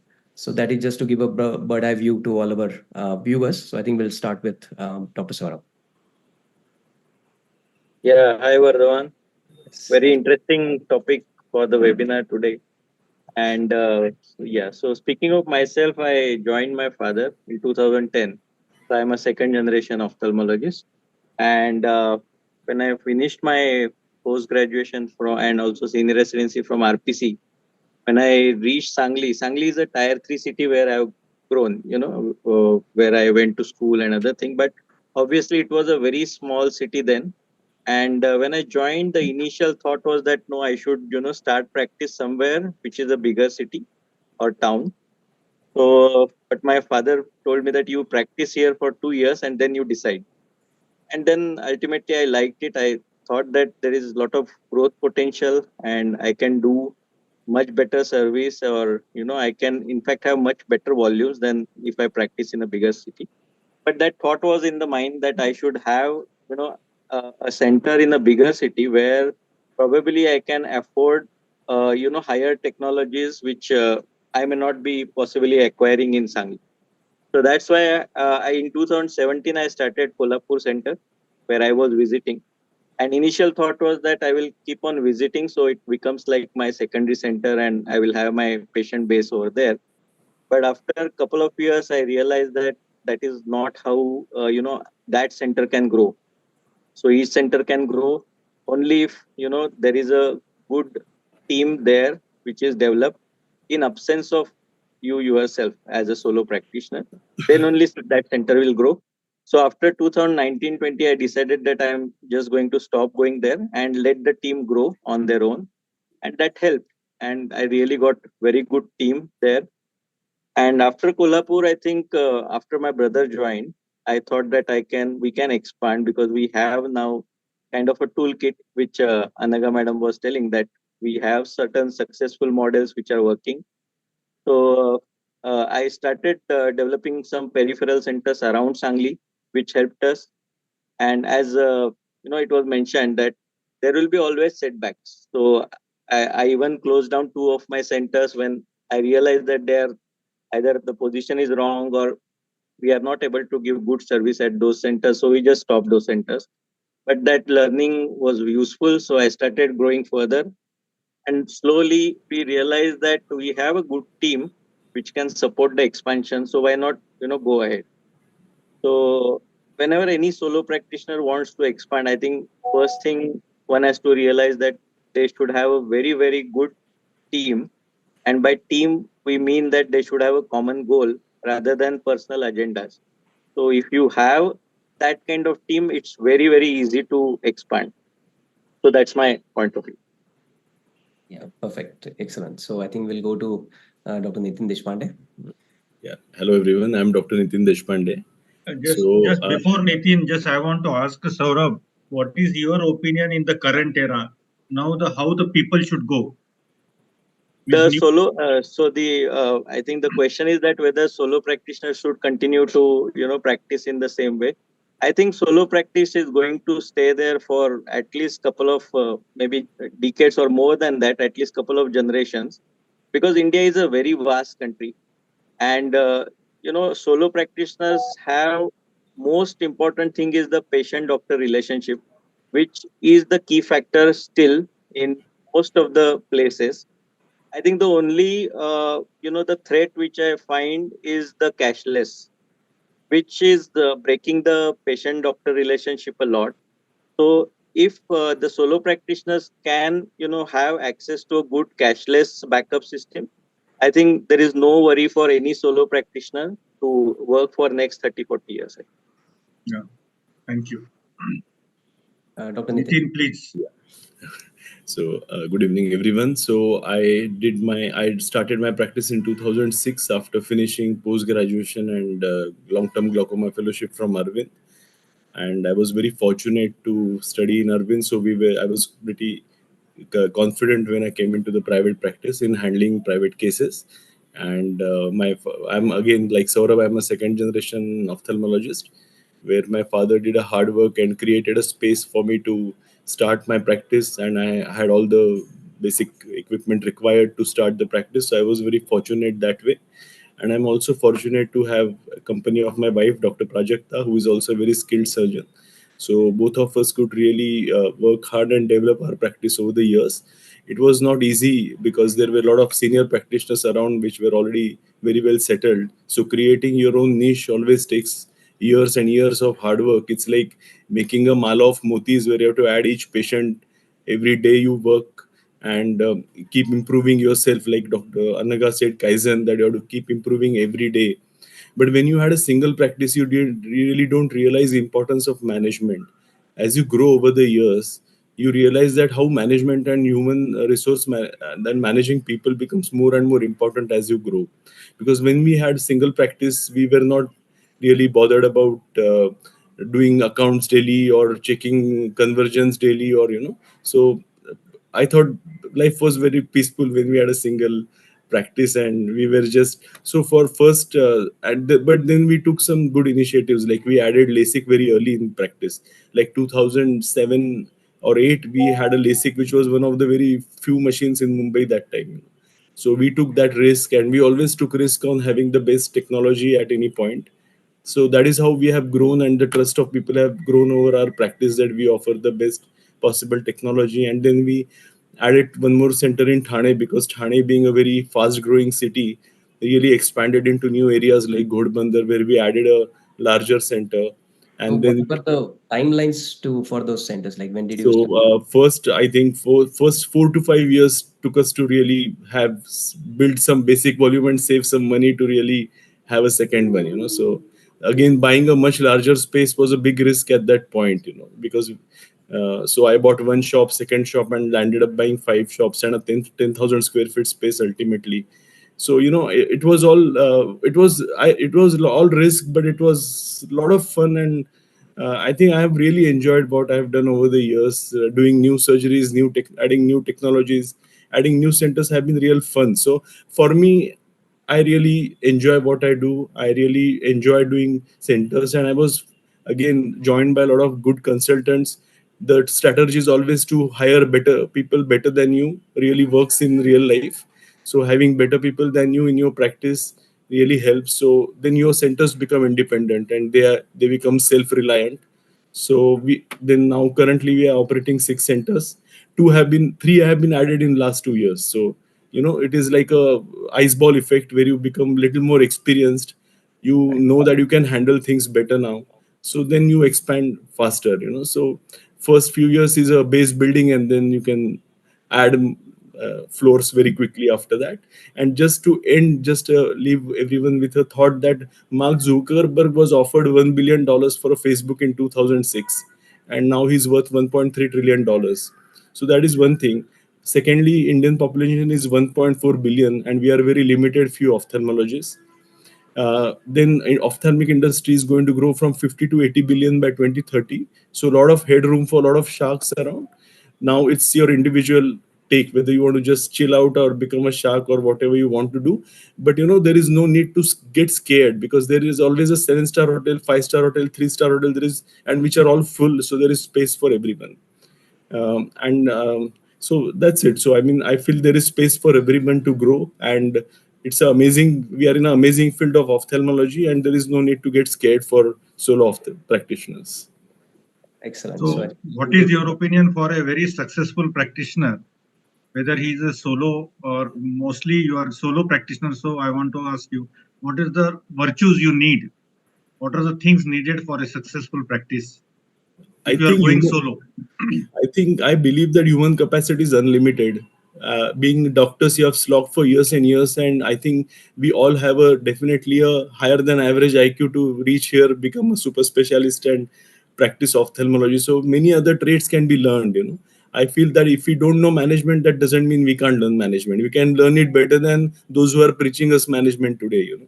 So I'm sure that you have to keep learning, as you're going for, you learn management, you learn finances. In COVID, I did 3 months course on finances just to understand these jargons that we don't know, what is EBITDA and this and that.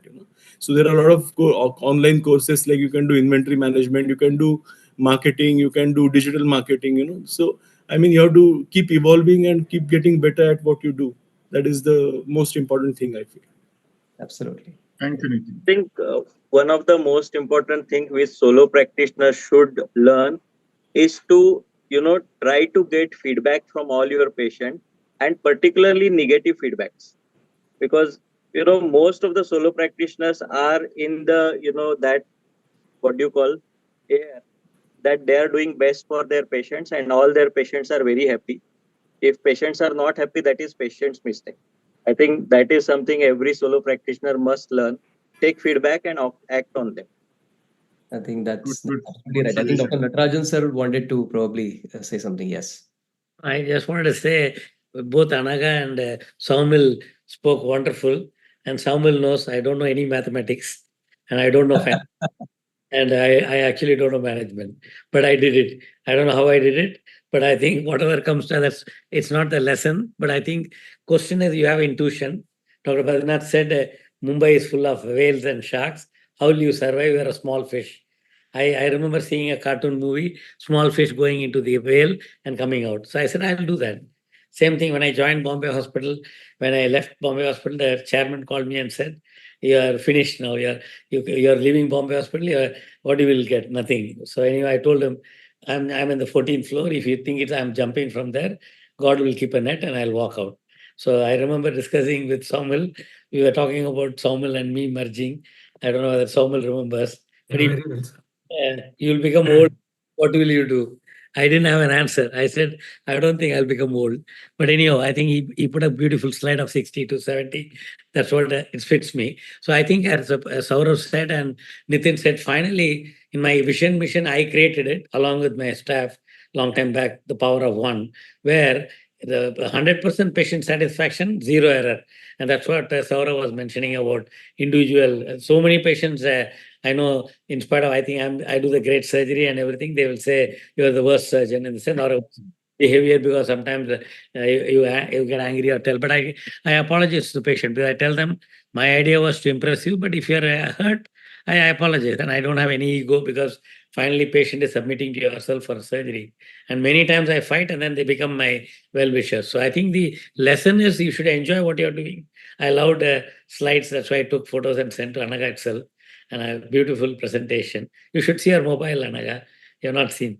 You're concentrating here. So good. So what I'm saying is, I think, as he said, keep growing, keep learning. And because you keep learning, I think the question is there's no luck. And this is what I learned from Dr. Badrinath. He told 99% hard work and 1% inspiration. I've changed it to what Swami Vivekananda said, 99% work with love and passion. And there's no hard work. The word hard work has come because coolie who carries 100 kg or porter who carries luggage as doing hard work, he doesn't want to do that because of to pet bharne ke liye kar raha hai. And similarly, that Saurav was mentioning about solo practice, I always told when Reliance Retail came and everybody said that the small pan BD shop will go. Nothing has gone in Mumbai.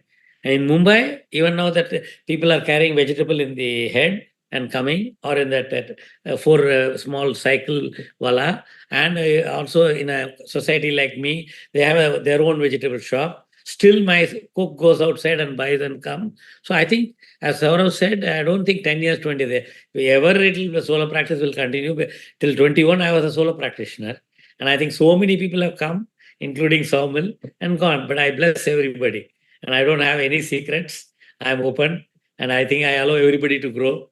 And one thing I did without realizing, which Vatsal always reminds me, is the day I came, I thought I was having only 100 rupees as my consulting fee.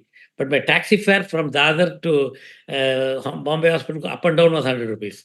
But anyhow, so I then when I came to the Aditya Jyot, I changed.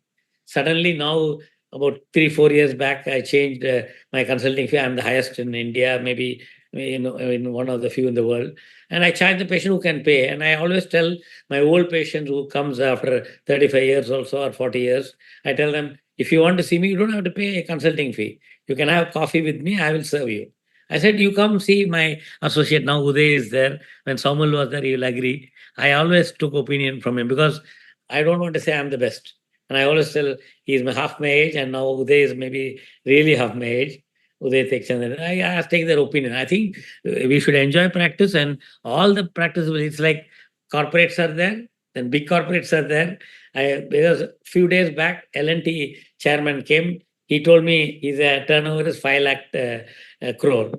Then after a few days, Mr. Bajaj came and he said, L&T is nothing. We are doing 10 lakh crore. Yesterday, the IOB chairman came. He's saying, we are doing 11 lakh turnover. So I see those people now, and multi-billion dollar business.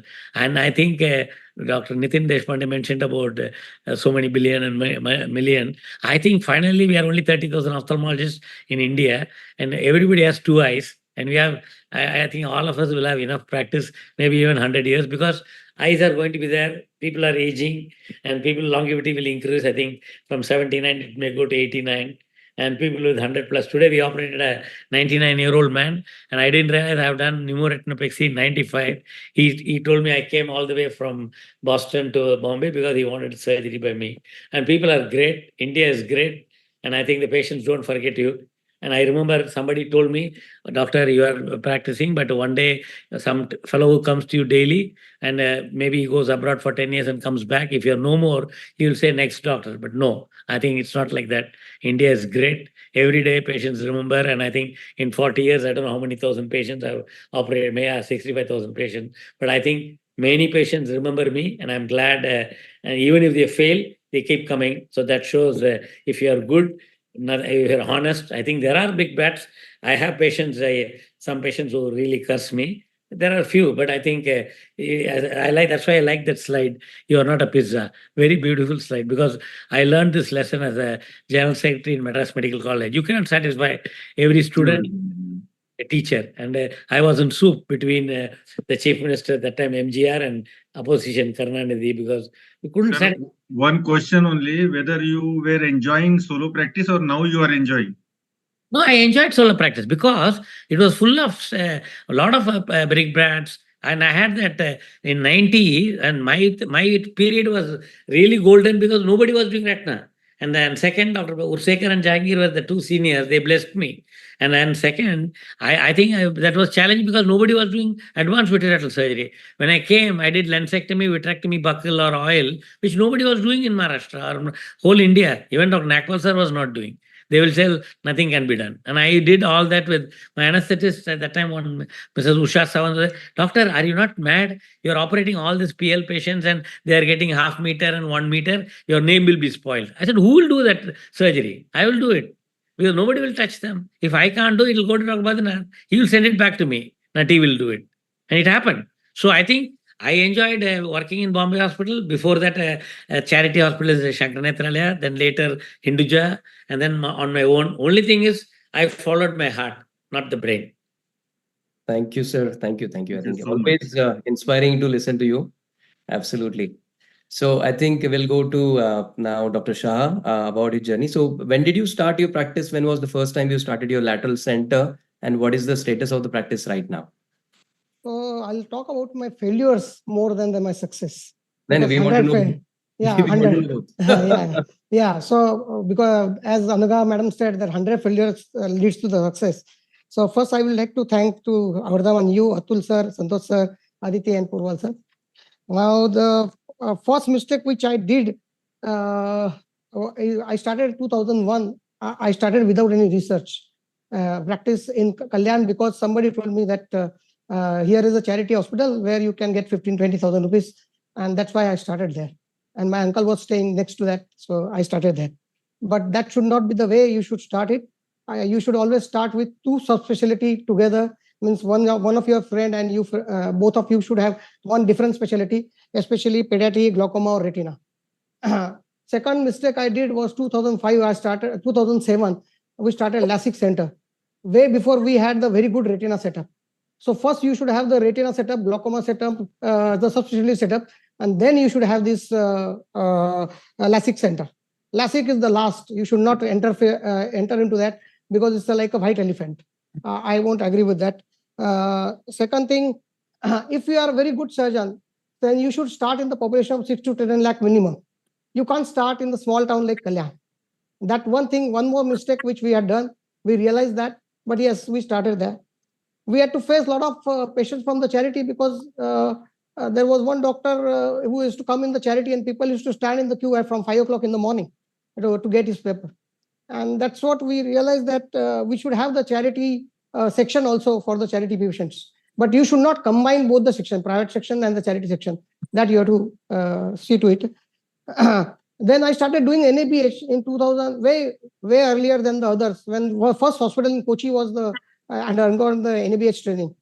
So that time I did the NABH, and I realized for 3 years I tried NABH, and then I realized my certificates or whatever the fire NOCs and the OCs and other things were not in the place. So you cannot. First thing, you should have all the certificates in the place. Then only you can think of NABH and other things. But NABH will teach you a lot of management skills, a lot of these meetings, whatever the Anaga madam told you, all these things will be there. Third thing about the team building. Of course, you have to sacrifice for your team. You cannot have first 10 years before you have 6,000 square feet hospital, you should not have your home. Because I started from as a sketch. So I'm very particular about it. Unless you have 6,000 square feet hospital, you should not have your home. Unless you sacrifice, your partner is not going to sacrifice. Because it should start from you and then your partner. My wife was my partner, so she could listen to me. The other partners are not going to listen to you. So that was one thing. Second thing that I started in the proprietorship. And proprietorship is the biggest hindrance for the group practice or group practice. So everybody was telling me that I'm in the solo practice group. I'm not in the solo practice group. I'm in the group practice group. So that option wasn't there in your talks. So that's what today many doctors, they have joined us, and a few of them we have provided the research platform. We have given them the research people who can really do statistics for them. They have the teaching classes and they have fellows. Other doctors, we have given them the equipments, whatever equipment they demanded, we have given them the equipments. Except LASIK, you should give all the equipments. Then if you don't buy a LASIK, you can afford everything. Fourth thing, for your students, because I was getting the students from the all rural areas, 10th pass, 12th pass.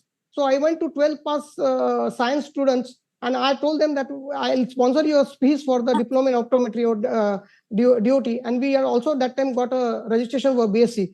And we told them to write the bonds, and they gave us a bond, and we sponsored their fees. So till today, we have sponsored almost 300 people, and now our staff is 300. So this is almost 300 people, and out of these, few people did diploma in optometry, few people did BSc, and few people were now they have taken the MBA course. Few of them have done the digital BSc digital, and they are entering into the digital marketing. That's how we have built our team. So otherwise, it's very difficult. Second thing, you have to share the ownership. I didn't learn it, how to share the ownership. Then one day I learn about the ESOP. One day I learn about the trust for the doctors. One day I learn how the ownership can be shared. And that's how I realized this. Yes, I can share the ownership with others. And that's important thing. Of course, there will be resistance from your friends, from your family for all these things. So you have to bear that. You should not buy the Mercedes till you have 10 crore CBTA. That's what I can tell you. Then your location, yes, as I told you, location is important. If you have not done any fellowship, the towns of 1 to 3 lakh population is good. But if you have done the fellowship, enter into the 6 to 10 lakh population with 1 or 2 partners.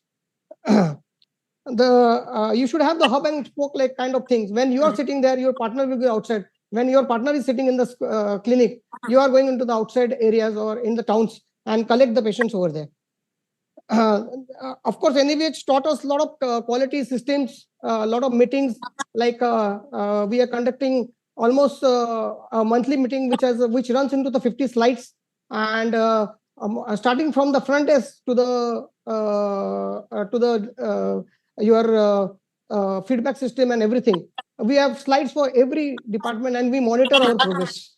So that's how we monitor that. Of course, Onaga madam already told you about the standard protocols, SOPs. I utilize WhatsApp, more the WhatsApp voice message and the WhatsApp for taking the reviews and everything. And then we have monthly meeting also, Zoom for the monthly meetings. Of course, sometimes you have to do certain trial and error for certain machines. Like recently we went for 2 optos, rental optos, and then we bought it. We realized that optos, first we thought we will not get the output out of that because we have burned our fingers in LASIK and Femto. And then we realized that. Probably Somel Shet will not agree with me because he's done very huge LASIK work. That's what I have heard. I'll have to go and meet him and learn from him. Then along with the cataract machine, you have to buy the vitrectomy machines. You can't have, first you have to learn the complications of phacosurgery, then you have to learn the complication phacosurgery. So that you have to learn. And you cannot say that because you are retina surgeon, you are earning your revenue is this much, and I'm cataract surgeon, my revenue is this much. So I get a better salary than you. That should not be the aim. You both of you should get the same salary.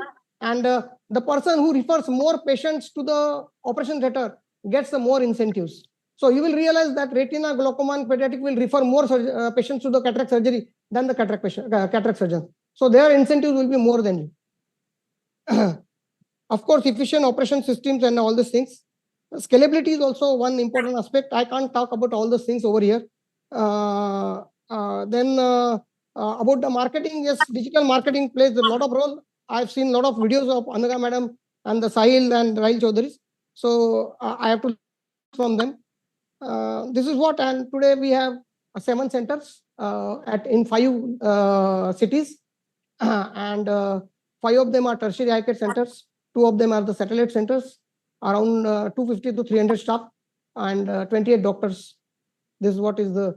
I have many failures, but I couldn't say anything because of the time restrictions. No, Thank great. Thank you. I think it was very lucid, and I believe it was very practical suggestions to each and everybody. And congratulations again for great success in this journey. I think everybody is going to encounter failures for sure, but I think it is your grit to overcome them and then to be successful in spite of the failures. We have already learned from Dr. Anaga in his presentation about her journey. So now, before we go to the second round of questions, I would like to ask Dr. Somil to go to the second team, which is the team which has chosen to go for acquisition for that questions. So over to Dr. Natarajan sir and Dr. Sharad Patil sir. Yeah. So Vardhman, before I do that, I would like to ask this question to you. I feel you are in the same league as all these 4 solo practitioners are. You also tremendously done well for yourself. And I'm pretty sure you must have been approached by the corporates as well. How did you refrain from the temptation of getting that truckload of money as per your EBITDA and not get corporatized? I think I'm definitely, let's say, have to learn a lot and grow more for sure. But I think for your particular question, Somil, I think everybody who is here, and I think most of the people who are attending also must have been approached, I'm very sure, by these corporates. Of course, they did approach us, and then they came for long discussions. Definitely, as you said, acquisition is not something that is actually a really mathematically sound decision in any way. But when it comes to going solo on your growth versus going for the partnership, as you have showed in also in your case scenario, that partnership also works so well. Three reasons for me not to go for partnership and choosing to be on my own was, one of them was, I think we are still growing. We are growing with probably a good scale percentage wise in terms of EBITDA. So basically, that was one, that we don't think that we have actually reached our potential. Second thing was that actually for majority of this, there is an underlining criteria or a condition in which you can go for the partnership right now, but as soon as the IPO comes, there is a compulsion for you to go into acquisition. So although on paper the partnership looks good, but if they go for IPO, let's say in just 2 years, actually then it is mandatory for you to actually go and do the 100% acquisition, which definitely does not sound well in long run in that aspect. And especially you have shown also in your own calculations that somebody like me who potentially has a 15-20 years of time left for my own practice, if I try to actually use the same growth, in a way you can say tactics or the strategies of the corporates, I think probably I thought that I can grow on my own. So I think that was the reason actually. Yes, Yeah. thank you. Very, very well answered. Vardhaman, what if you are given an offer to partner by someone who's not going to do an IPO within 2 years? Yeah, so basically for someone who is probably not looking at IPO or doesn't have the condition to go into acquisition for sure. So it will then depend on actually the mindset of the discussions about how we are going to grow. Then, as you have correctly said, it will be more about the quality of the partnership more than just the numerical value of this. So I Right. think that will be subjective in that way. Yeah. Thanks. Great, Vardhaman. Great insight.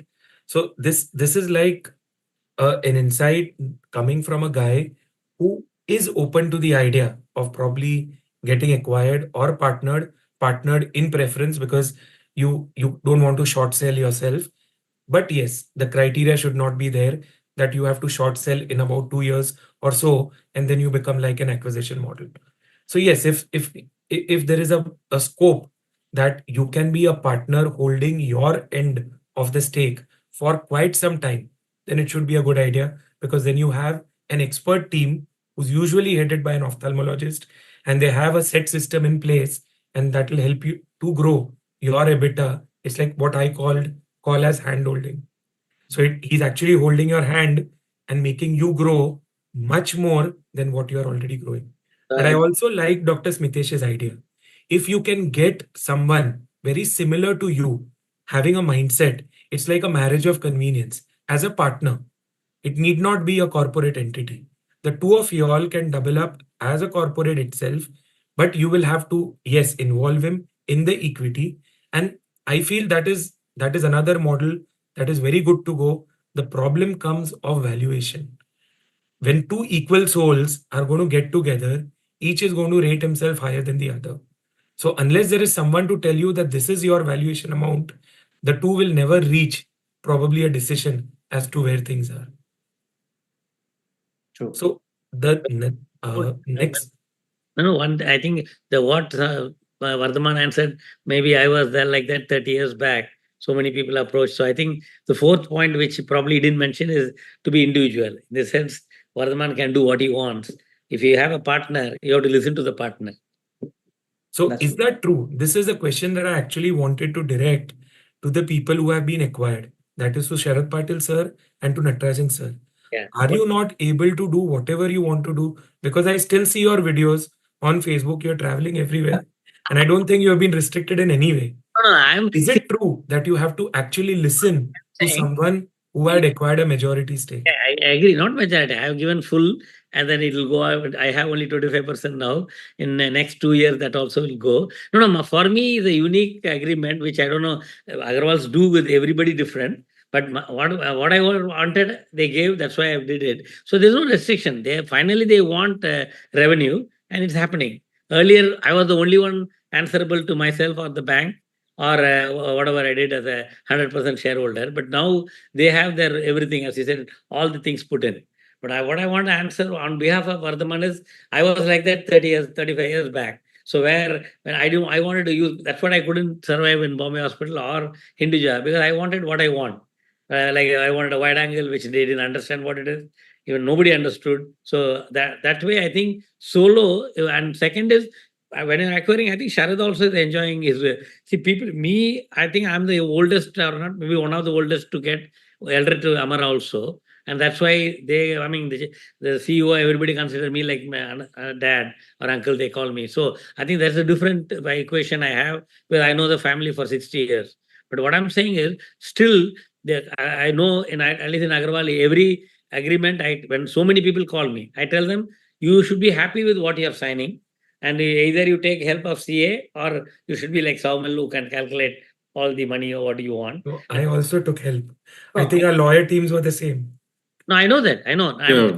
Lawyer is one part for legal, but you need to somebody has to calculate. For me, I had Ravichandran and my chartered accountant who did everything, plus my Shivanandan, who all of them were sad. And finally, that you should see the movie Avesham. In that, the hero will be asked question, "Are you happy?" So Shivanandan asked me all the time, "Are you happy?" So I read everything, and I'm very happy. So the acquisition, mine was, there is no control by anybody, because I'm the unique person. I told I will not answer anybody, and they've agreed. And that's why they have a center head and they have a doctor who will answer, and not me. I'm not considered EBITDA. I'm not considered day-to-day what happens, but they want revenue, it's happening. Because I operate 2 patients also, I charge that much, and everything goes to Agrawal. I don't collect anything. So that way, my decision was different and unique, which is happened during COVID. And I am happy because I did that. There's nobody to run the place. And second, as you correctly said, I like to go all over the world and I want to become president of ICO one day. So I do more for the world, South America, Africa. Sir, we know you are enjoying every time, but we want to know what is the difference you are feeling now. The difference is no headache. Yeah, because we want to give the message to the people. So the message is, when I was in Shankaranatralaya, there was absolutely no headache, because the guru was great. And the money was nothing. I had only 4,000 rupees salary, but still no problem. In marriage also, I had to calculate how much rupees vegetable I have to buy, how much electricity to pay in that 4,000 rupees. So the end to end was fine. And that also I enjoyed. And then I worked from 7 to 1 in Shankaranatralaya. So when I came to Bombay Hospital, the headache was different, to go and fight with them. When I asked for FFA, that finance officer told me, "Why not you buy MRA and do FFA?" is asking. So what do I tell them? Till now, they don't have FFA machine. So the headache was different with the corporate hospital. But when I started Aditya Jyot solo, which even Dr. Smitesh said about you should have a partner and all, somehow I had my fixed idea what I want. And I said, I want this way only. And I didn't take my father-in-law's words also, nobody. And luckily, I had a Bank of India chairman who came and told, take the loan. I took solo. So everything was on loan, including my dress. And then I took a rental place. So I think that time I told everybody, if you work in a corporate hospital, the headache is different. And if you work in your own hospital, the headache is yours. So you can decide, say what size of headache you want. Whether you want it. That time, 60 lakhs was my budget. 45 lakhs I took from the bank, and 15 lakhs from this Sindhi loan. That is 30% interest, 24% white, and 6% black. That's why I was rated. Now after solo, you joined hand with the Agrawals. That's so right. Now, how you feel the difference? That we are interested in. No headache. Absolutely no headache, because managing patient is always I enjoy. So that's the only responsibility I have. I have to run the OPD and my surgery, and I have good retina associate. They will take care when I am traveling. No administrative headache now, basically, and then enjoy clinical work. No finance headache, and no, what do you call, HR, the bank EMI, nothing. See, after 60, I want everybody to know, taking a bank loan in India is horrible. They insult you. They will ask your MBBS certificate, postgraduate certificate, what, this one, that one. And then when I took a loan with such a big building, still they took my personal guarantee, which is terrible. That means they will make sure you will go on the road if you don't pay the EMI. But people they will leave. Sir, let's say the corporates have some figure of revenue in mind. Right. Let's say the organization does not meet that. is there a restriction on you to pursue whatever you're doing, or then you are, told to do as per this is what is the required target that we have to achieve, and you have to work according to that? My agreement, I have said I should be out of that. Okay. There is no Great. question I of think statute. maybe Dr. Sharat Patil sir, with the same question can be asked. Yes. We will ask. Yes, yes. No, fortunately, they made a double turnover now. So there's no doubt or no question to ask. But as you correctly said, I anticipated it. So I said, I am not part of it. That's why they are not paying my car, my driver, my, what is that, secretary, which I said, okay, because I'm not doing anything for the hospital except patient care, for which I'm compensated I'm not a salaried, I'm a consultant. So I'm the chief of the hospital and they're giving me a role of chief of retina. So that's fine to do the Zoom meeting and other things. But responsibility I've taken is patient care. And responsibility for EBITDA, there's a turnover. They have given it to their own center head, another doctor who will be answerable, all the consultants except me.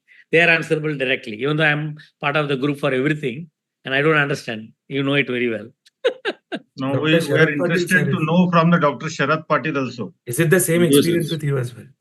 So, Somil, it all depends on, I think Dr. Natarajan and me, we started around the same time. That was 38 years back.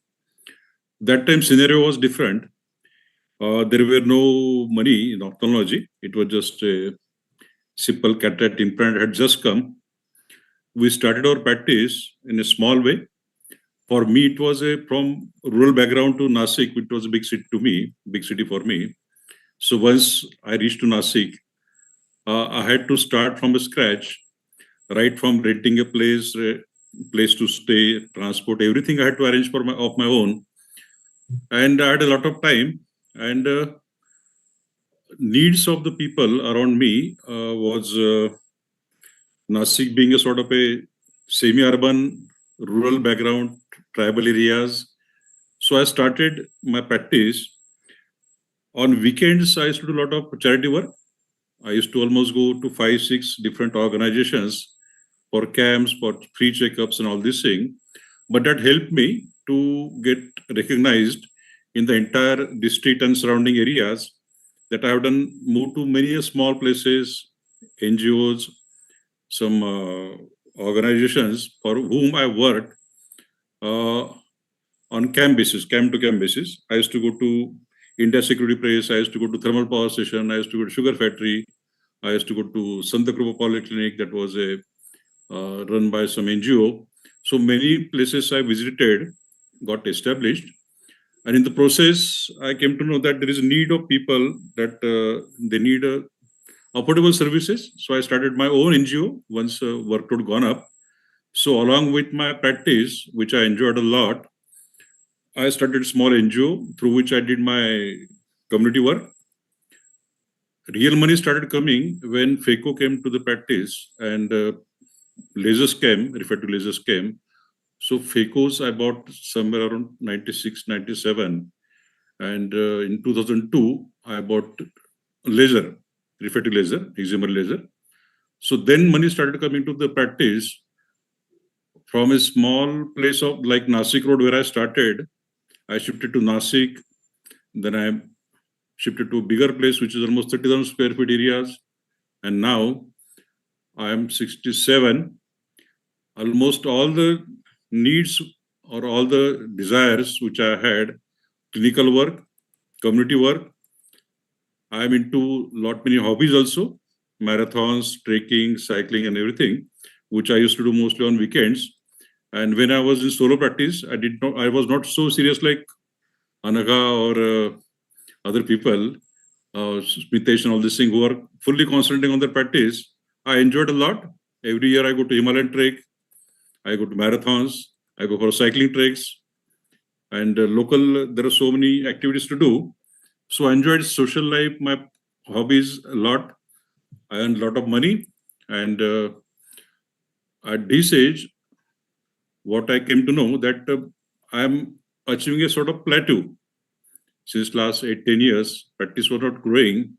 As you said, that solo practice up to 60s, it starts having some plateau. So once I achieved that plateau, I came to know that I'm not enjoying this anymore. Responsibilities of HR, finances, income tax, everything. So I decided 3 years back to join Agrawal's. And same thing what Dr. Natajan said, that what, as you said, Somil, that there is no binding on me that this much I should earn, this is my target, nothing like that. What was my last EBITDA when I joined them, that EBITDA I have to maintain. That is what my commitment to them is. So now I work less. Earlier, when in solo practice, I used to work almost for 12 hours, 14 hours, something like that for many years. Now my work is say 6 to 7 hours. I do quality work and I enjoy infrastructure, equipment, staff. I don't have to do things of my own. I have to just send an order that I want this machine, this medicine, these surgeries. So everything is done for me. So system has become efficient. And as I said, growth-wise, you had mentioned that growth is of almost 25%, but it's much more than that. It's almost in 2 years, we almost doubled up. Our revenues almost doubled up than what I was earning. So I came to know how by delegating your responsibilities to other people, I'm not expert in so many areas and I don't try to be. But if there are experts available, why do you want to bang your head? So enjoy your clinical work, enjoy whatever money you have earned and whatever money they have given. And now, as long as I'm there, practicing, as long as I'm active, I'll work with them. In fact, my son is also joined me. Many people, they do ask me, when you had your own son, why did you got acquired? So I said, it depends on your goals and objectives. I was a bit hungry when I came to the practice. New generation, they may not have that kind of hunger. So they want to enjoy the surroundings. They get ready-made things. They get ready-made practice. They get ready-made patients. So he will also work in this kind of environment. And after contract period is over, he may start off his own or he may continue working like this. So it all depends on what you want in your life.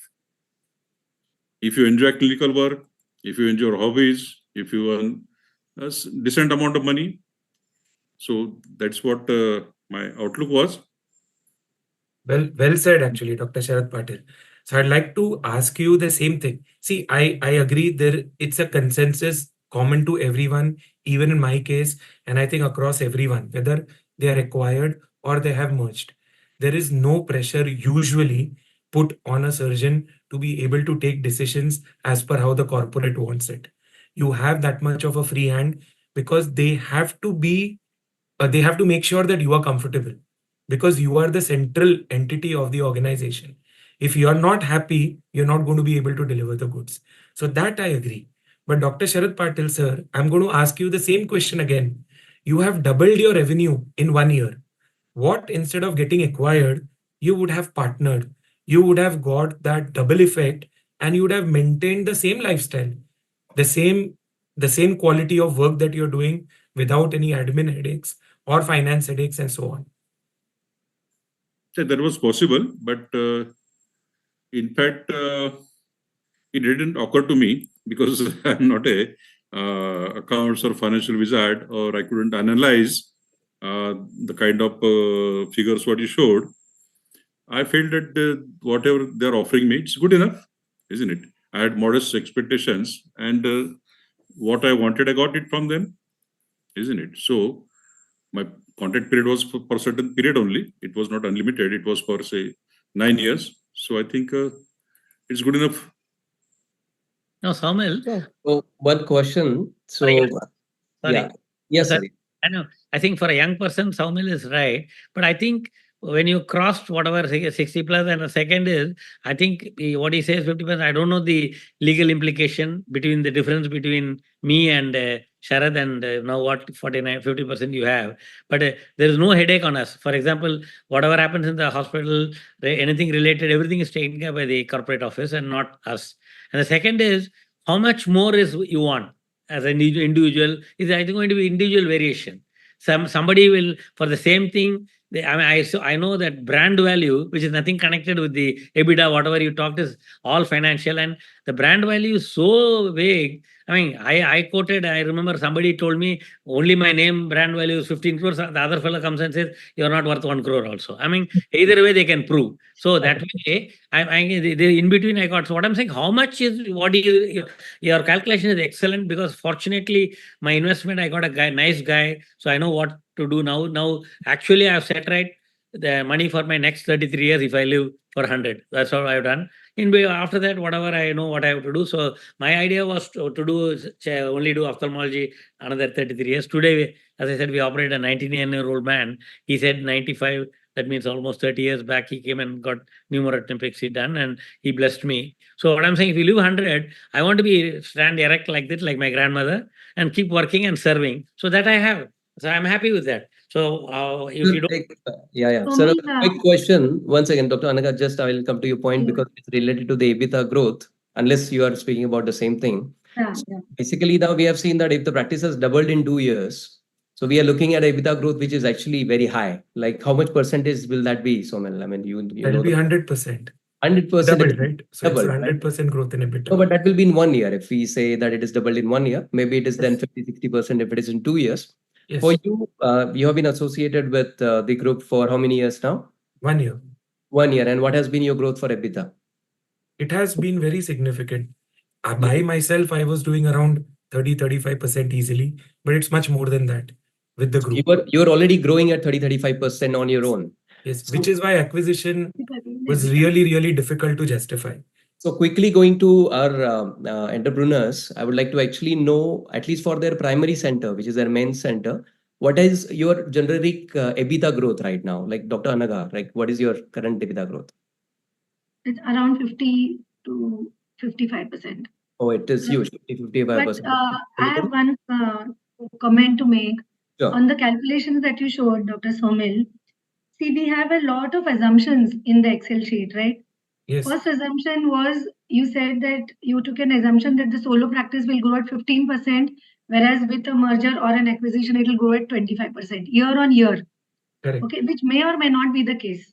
Yes. It could be the other way around also. Okay, Yes. so that was an assumption. Okay, we cannot go just on an assumption. Second assumption was, you said that at 8 multiple, when you onboarded, and whenever you give up the rest of your 49%, you would get the same multiple. That also is not a given. Okay, so it is not necessary that you will get the same multiple when you want to give up your remaining 49%. Unless you have it Okay? in your contract. You Yes, can. but that many times they will not.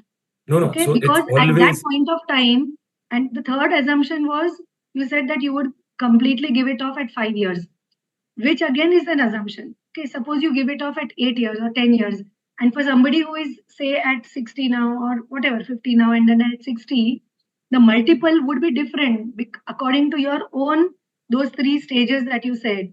The multiple that will be given for somebody who is at 60 years will be much less compared to that who would be at 50. So after 10 years, you cannot command the same multiple. So all those calculations will change. Okay. And the fourth thing is, we assume that we'd have nothing to do with the organization in the from the management perspective. But remember, we have been with this is our baby. Okay. We have actually nurtured it, started it. Okay. So the staff who are loyal to you will be loyal to you as a person, even though they may be getting their salaries from there. So there are going to be scenarios where they may not be happy with the management. They'll come back to you for, some changes, whether it is in salary structure or anything. And the growth, plummeting of the growth, it is not necessary that will happen only when you have somebody hand-holding. That hand-holding is just No, that is the in point the I was mind that you making. can do it Yeah. solo also with probably some That help is of the advice. very point, Dr. Anaga, that I was making, because when we are talking about 50-55%, when they have been like acquired, and you are talking about 55% on your own. So I think we would like to also know from the others, like Dr. Nitin, Dr. Saurabh, and Can I answer Dr. Anaga's questions? yes, The yes, the you 3 can. queries. Yeah, See, yeah. Dr. Anaga, you're absolutely correct. If by solo you are growing more than 15%, it does not much make any sense to do acquisition at all. Maybe it makes some sense to do a partnership, because if you have your priorities in place, that you want to shift management to someone who can better handle it, then probably it is a good thing. But that also is an assumption that it is somebody else who will handle it better. No, Why because are you you are assuming also that? there. You're Visual also there as a cues. part of it. There are two Anyways, people if doing I it. have to manage it partly, then I might as well get that 51% Advantage. share to myself. Correct. If Correct. anyways I am there and I am going to partly manage it, then I might as well manage it completely, because two heads, too many Partly cooks spoil the managing broth. is way different from fully managing. I mean, There's a lot of difference.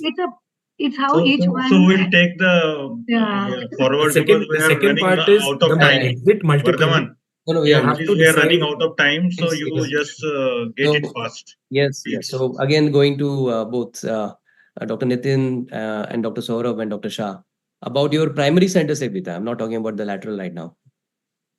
Hi, Vardhman. So, it's a very competitive market in cities.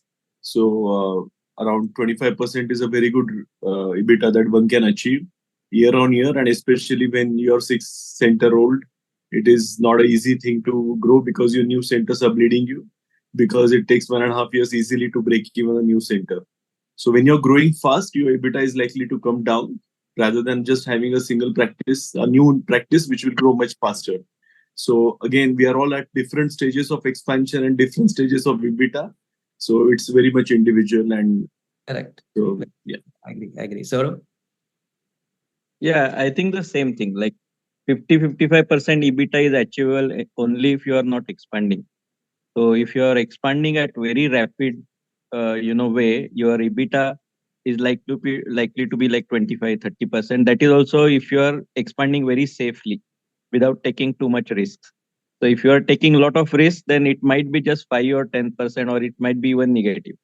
So that's what these bigger corporates are doing. Their EBITDA is very, very less.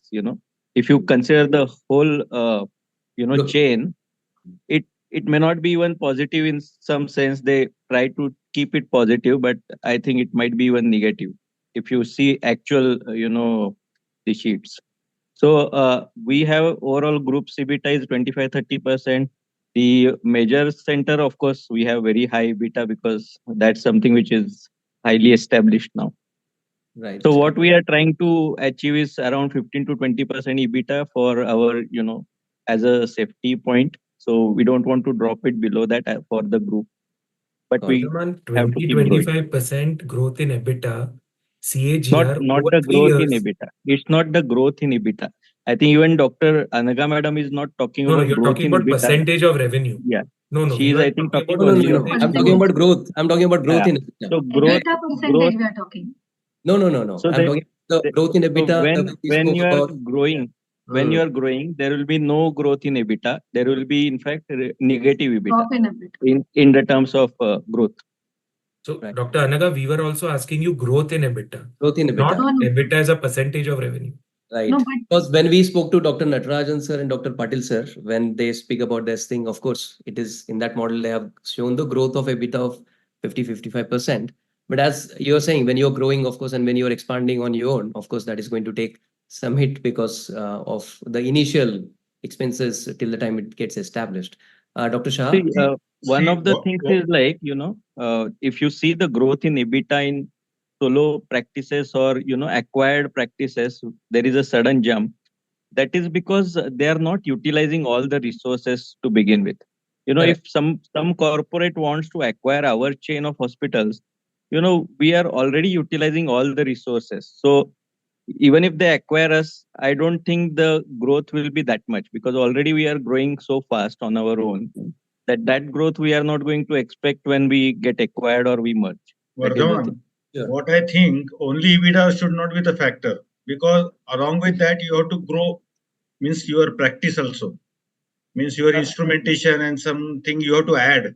So your EBITDA should remain status quo or same every year. That means you are successful. You are becoming successful. No, sir, actually, more you and should more. go, ideally, you should grow in both ways, because your EBITDA should also grow, and of course, your technology backup and other support should also grow at the same time.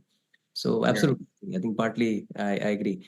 Dr. Shah, sir, yes. Yes, I also agree with what Saurabh said. If we are going to expand, we are going to have 2 or 3 more centers in a year, 1 or 2 centers. The EBITDA will affect. The EBITDA will go down. It is not the growth of the EBITDA will not remain. Of course, the revenue will increase. We don't talk of the revenues in meetings. We talk only about the number of patients, number of new things added. And now we are spending for the research, which I feel the corporate may not allow us to do that. We're almost presenting 25 papers, research papers every year. So that gives us the satisfaction. Till the time we are able to pay the bank loans and we are able to, under our control, we would like to do the expansions. As I told you, how many corporate sectors will have the Optos machines and the angio OCTs in their centers? How many corporate hospitals, if you see, they will have the swept source biometry? So these are my questions which I always had and I asked them. So and they will try to control that. They will have a very good interiors, but when it comes to the instrumentation, I feel a person like Saurabh Patwardhan or Deshpande sir will be much better than that. So this is what I feel, and we have to enjoy our practice also. So many times, Vardhman, what I feel, Yes, you want to enjoy your work also. yes, Because many times you buy the instrument not for earning or profit all the time. yeah. Yes, Actually, that certain is what things you learn, you want to enjoy that, and that is not seen in the corporate because that they you can always see for the put profit. on paper. Yeah, Yeah, absolutely. that is a big difference. What I suppose. Very true. Very true. I think as we just discussed about OC and geography, or I was discussing with Somil about having epithelial mapping on your high-end OCT, it may not give you the return on the investment, but it will add to your decision making, better outcome, better Just safety. like our vitreoretinal practice. Which will then add to your revenue. Then Many eventually times it will we add. don't earn much on our vitreous surgery, but Yeah, medical retina and other things add to that, compensate that. Yeah. true. Absolutely. So I Santosh, think one from of yes, only with strategy has given me name, fame, money, even today. yes, of course. And Yes. You are different man altogether, sir. Yeah, sir. You are a class of its own. So I think You we are a role can't model for everybody, compare sir. you and your model. Yeah. So basically, one of the questions which is technical I'll ask is when it comes to valuations, like because I think all of you who are expanding also understands valuation. People who have merged, partnered, or also acquired also understand valuations. So, so when we talk about the multiples of EBITDA and getting valuations, and we hear about these figures, like somebody has got 13.5, somebody has got 8, somebody has got 10. And of course, these are all on EBITDA. So that means that the EBITDA is constant. So why do you think, Somil, that somebody gets 13 times versus somebody gets 8? So the only thing more important than EBITDA is the prospect of EBITDA growth over the next 5 years. If a person is in a high plateau EBITDA practice and he's going to grow 10% year on year, he will not get a great multiple. But a So person somebody who has maxed out and has used all Yes. the resources, as Saurabh was Yes. saying, and Yes. has potentially the growth that the corporate see in your practice may not go, let's say, a turnaround kind of situation, then Yes. the EBITDA will be lower, is what you're saying. Yes. All right. And yes, so that is the only thing more important than EBITDA is the headroom for growing that EBITDA. Headroom to grow. And Yeah, that is the multiple is what decides that. absolutely. So Or from rather, that is what decides the multiple. perfect. So from all the experience that everybody has, because I think this question can go to each and every one of you, whether you've gone for solo or merging or acquisition. If there is a practice you have in a tier 2 or tier 1 city, and you want to put up one more center and you have a corpus of, let's say, 3 crores or 2 crores for that, how exactly will you go about it in very short? That will be the last question from my side. So I think we'll start with Saurabh.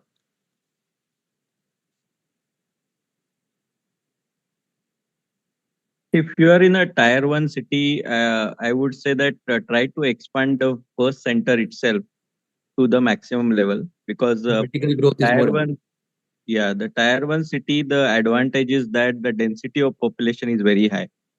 So even 5 kilometer area around you is so densely populated that you need to focus on your primary center much more. Let it achieve its peak, and then only focus on developing another center. The other center in the same city may not do as well as you feel. So rather than putting your efforts, unless you have a team or additional partner who is taking care of that center, then it's fine. But if you are alone managing, then I think the primary center should take all your attention first. Got it. Dr. Anaga? Yeah, as I already mentioned in my talk also, you first have to see that even if you have extra resources, you have to see whether your primary center has reached its capacity utilization. But Consolidation. at the same time, I would say it may take some time. It will not happen in a day or in a year. For it to reach your capacity utilization, it will take time. And by that time, your present center itself will fall short. So the time will come for you to increase. But in the meantime, if you feel that there are people coming from a particular region which is far away, then you can think, but there has to be a proper thought process to it, and you need to have deep pockets and a good team. If you are able to have a good team who can do it, then why not? But you have to have your foot firmly on the ground in the present center before you venture out. Perfect. Dr. Shah, sir? So when I was working with a few doctors, I realized they were doing better than me in clinically and surgically also. They have become better than me. And I realized that's a point that I should have the second center. They as a director and this thing, they work as a main person in that center. So that's why we started the other centers. And slowly we realized that that's working with us. That was one thing. Second thing, we calculated our profit and then what to do with that profit. That was one question. So we started another center and we are ready to accept the challenges because the team is young. They are ready to, they are seeing the things 30, 40 years before them. So I'm waiting for handovering the baton to someone else. So that's what I'm looking for it. Hopefully that happens, or if it doesn't happen, then I have to find out the ways like Somil is doing, something like that. So we are Dr. Santosh, can you tell me how have you incentivized your people who look promising? How, whether you've given them ESOP or you've given them a equity share in your private limited company, how have you exactly done it? Or you've just given them a certain incentive on their salary? No, you have to, there are multiple strategies in that. For at the main center, we incentivize on the basis of number of patients they bring it to the operation table. It doesn't depend on the number of patients they operate. The operation, number of patients they operate decides their salary. A number of patients they bring it to the operation theater decides their incentives.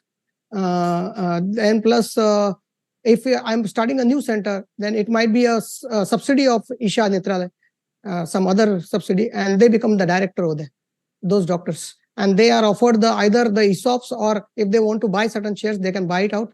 Or over the period, we have formed a trust, and in that trust, we have put the shares, and those shares will go to him. Even if I do the disinvestment, they will still get the money out of that. So that's how it works for the doctors. For optometrists, we try to train them, and along with that, we have given them certain, means they are now owning certain optical shops. They're almost having the business of 5 crores, those people. And I just take the rent from them. So that's how we incentivize them, and then that's how it works. Because they are like my kids. So today, if I get a glass of water without asking anything. So I'm not looking for that, but that's how it works. And for certain OPD doctors, certain doctors, the OPD doctors, we have told them to do the NABH. So 2 of the doctors are doing NABH. One of the doctor is very good at digital. He understands the digital. So he's along with the digital, he does the digital, this thing. So basically, this is like a jigsaw puzzle. Who fits where is important. And that's what is important for me. And it's very difficult for me to identify the strength of the people. It's very, very difficult. That's the most important thing that I feel in the organization. If you can identify the strength, you will grow. Well said. Great, great. So maybe very quickly, if each of you can say in one word, how many hours per day you're spending in admin? So for people who are attending this, if they want to really put in their effort in growing their practice, they have to also know that it's not only the clinical, but also the admin time that they have to spend. So I think we'll start with Dr. Anaga. Every day, how many hours are you putting? I'll tell you something. It's every waking minute. You cannot say 1 hour, 2 You're hours. drinking, consuming the concept Yeah, of the film yeah. I all the mean, time. many But in times I've switched technical, off my mobile, gone back to sleep, switched it on back, and then said, yes, I have to do this tomorrow. It's part of admin. no, So you but cannot say I will technically, do it 1 hour a day. It will be okay. like you're operating and still thinking of, yes, something like this. You're seeing a patient and you will say, Arey, usko ye So khilao, ye your karao. entrepreneur mind is awake all the time. Yeah, you cannot say I can put in 1 hour No, or 2 but hours. Because technically, I'm like for working some for more people than who 14 block hours. out time that they do every day, some people But, block time. They block out 2 hours, 1 hour, 3 hours, see, whatever. I don't get 2 hours at a stretch anyways. Anyway. Anaga, You have to but snatch 1 minute from your day. Anaga, don't you Vardhman. feel that this is not good for your health or mental No, I status enjoy also? doing it. While you are operating, you are just your mind is not in focusing. Then No, it's not like that. I'm It's not saying good as for a her. separate Yeah. thing. You're talking about the health of the patient or her health? both, both. No, see, it's not What about I that, meant, Vardhaman. I think the question could It's be framed this individualized way. also. Yes, yes, She yes. enjoys doing the admin. And Correct. that is why she lives every minute of it.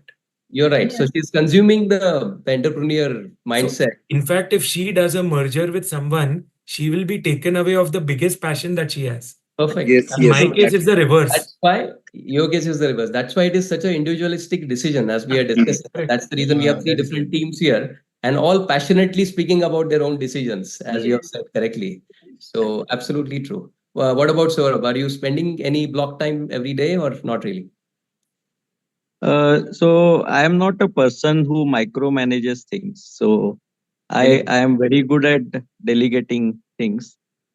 So I'm quite happy. I have reduced my working hours. Even nowadays, I am taking Saturdays off. And on OPD days, I am free by 3 or 4 o'clock. On OT days, I am free by 3 or 4 o'clock. I improved my efficiency overall. Administration is something which is very easy to do for me because I have got a very good team. Yeah. So I work on basically, building the team rather than doing the actual work myself. Yes. And the important thing is to let few things go. That is the best way to approach any managerial problems. I think many things sort out themselves. And if you authorize people under you to do certain things, including doing few mistakes, then you are at peace. Perfect. I am very good at that delegation. That is the most important thing, I think, in entrepreneurial journey. Yes, Dr. Nitin. Yeah, I work limited hours since COVID. I used to do evening practice, but nowadays I'm not doing evening practice. So I finish my patients, and at the end of the day, I just take review of things for half an hour. And again, I'm blessed to have a very active partner who also helps me out. And yes, we are slowly building the team and growing. So hopefully we'll learn a lot of lessons as we go along. Yeah. Dr. Shah, sir? In 2005, I stopped working in the evenings. So I was not working after 4 o'clock in the evening. So I had to match, I had to do everything in 8 hours. So obviously I could not do cataract plus retina plus management. So I had to compromise somewhere. And meanwhile, I got a very good partner who was more interested in research and the retina. So I handed over the role. So now I do almost 2 hours management, but as Saurabh said, no micromanagement because 7 hospital micromanagement is not possible. Yes, but you have to ask them to summarize and send it to you, the summary. You can't do it. So the team leaders, you have to enforce the team leader. We do take external help for the management. There are certain consultants in the available. So those help us to do a few things because they finalize and they fine tune the things. So these are the things, but not a lot of times. Delegating it to the experts who can manage it. Yeah. Absolutely. So I think, actually, this is such a, what do I say, interesting webinar. We would love to go on and on and on. And me and Saurabh, we had a long call yesterday about all the things we will discuss. And truly speaking, I think we have discussed mainly, maybe only 60% of it. But I think probably, I think we should have another episode maybe after a few months to actually recap on some things that we have missed out.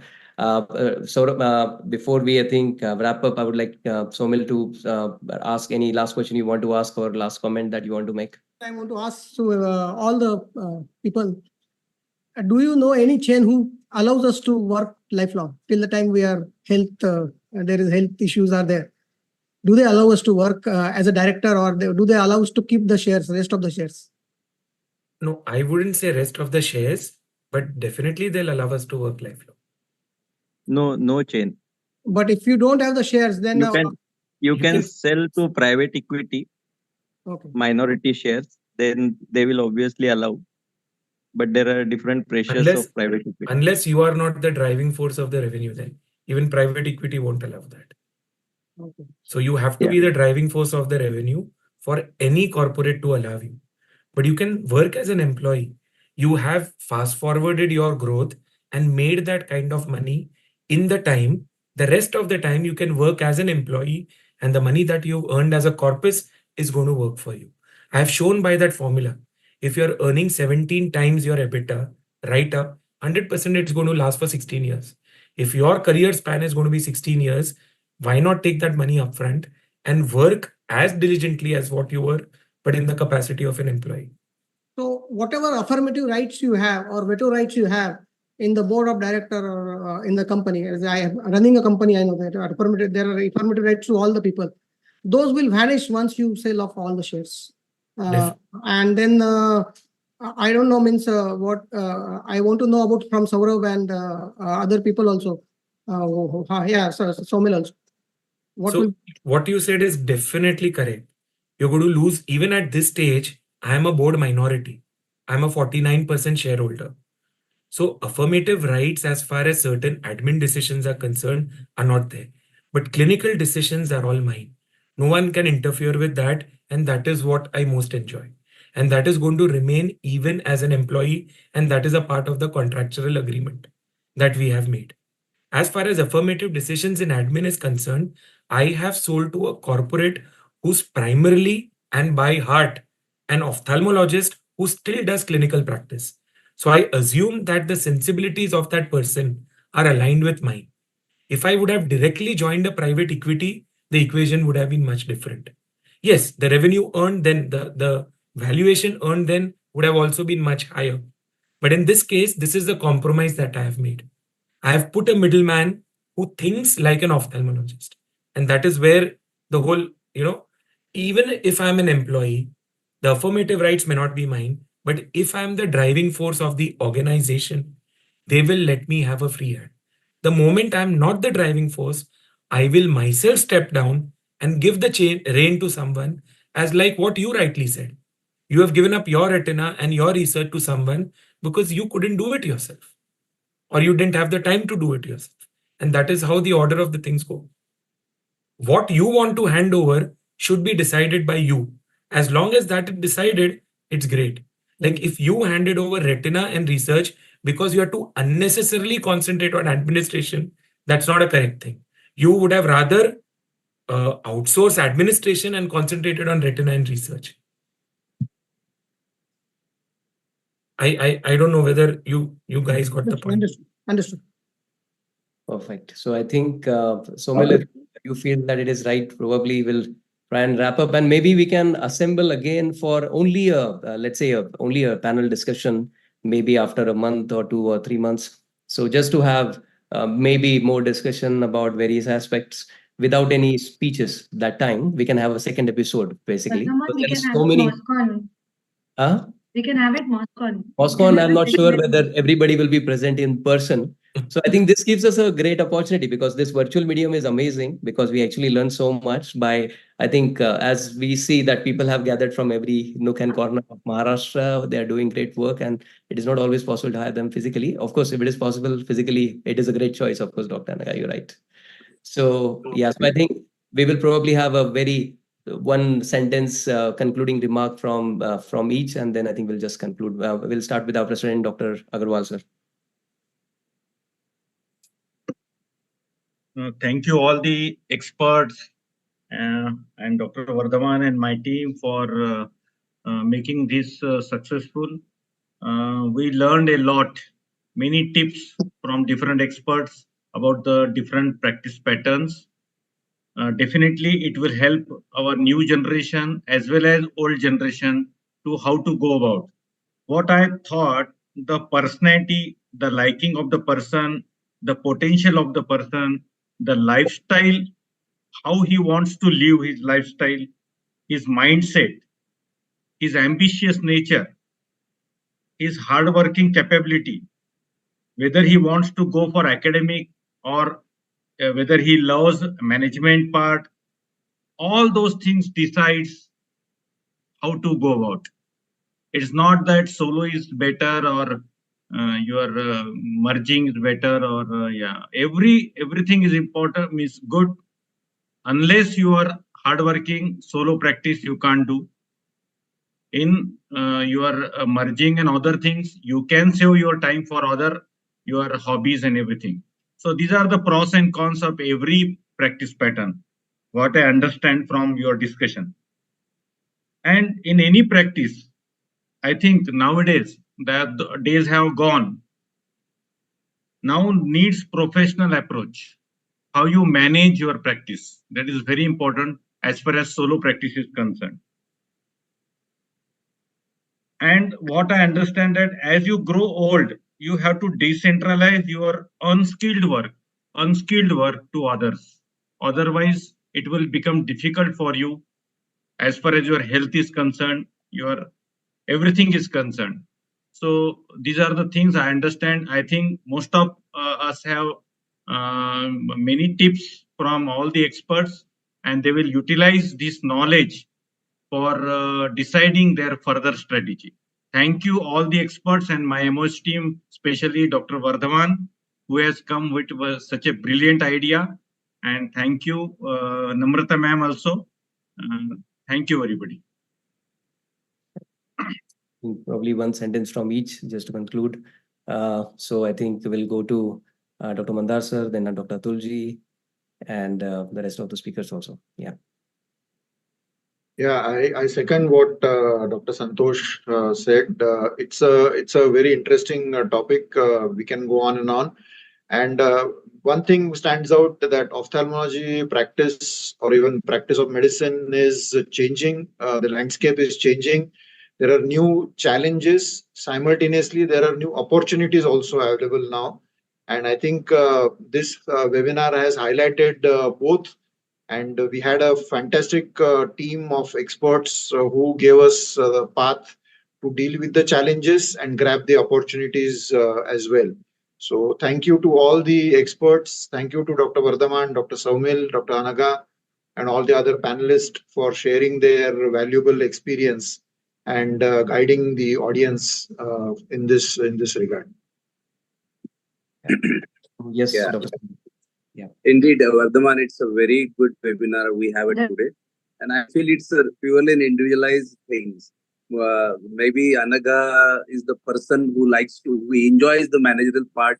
And maybe we can see that the Sharad sir at his age, he wants to enjoy his extracurricular, so many activities, and so decentralizing and the decision is something like that. Every person has to take on its own, depending upon its own I can say the views about the practice and all.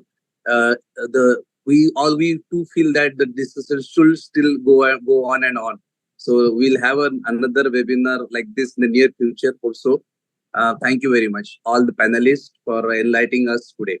Thank you. Thank you. Yes, Somil. Yeah, your comment. Can I say one Yes, sentence? yes, of course. So I would want to reflect on Dr. Mandar said.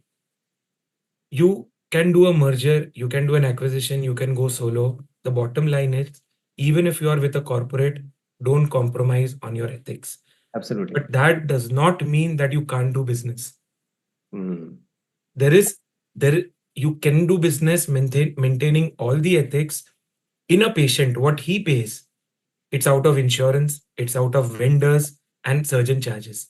If both of the former entities can do business out and out, which is going right from the patient's pocket, most of which are public limited companies, and everything depends on their top line and bottom line, why should doctors not do that? True. It's simple as that. We need to draw a line how to deliver those things to a patient ethically. Yes. But that does not preclude us from the right to earn for ourselves. This is what I keep it that out from our mindset also. That we are not doing. It's a bit natural. Yes. True. Yes. Dr. Shah sir. Yes. So all the approaches I feel should be patient-centric. The patient should be the priority, and if they are happy, whatever the way you are going, you will grow, or whatever you'll enjoy the things. This is what I feel. I need to learn a lot of things from Saurabh and Soumil also. I'll contact them afterwards. Thanks a lot, Vardhman, for bringing this topic and all this. Pleasure, sir. Thank you. So, Dr. Nitin, Yeah.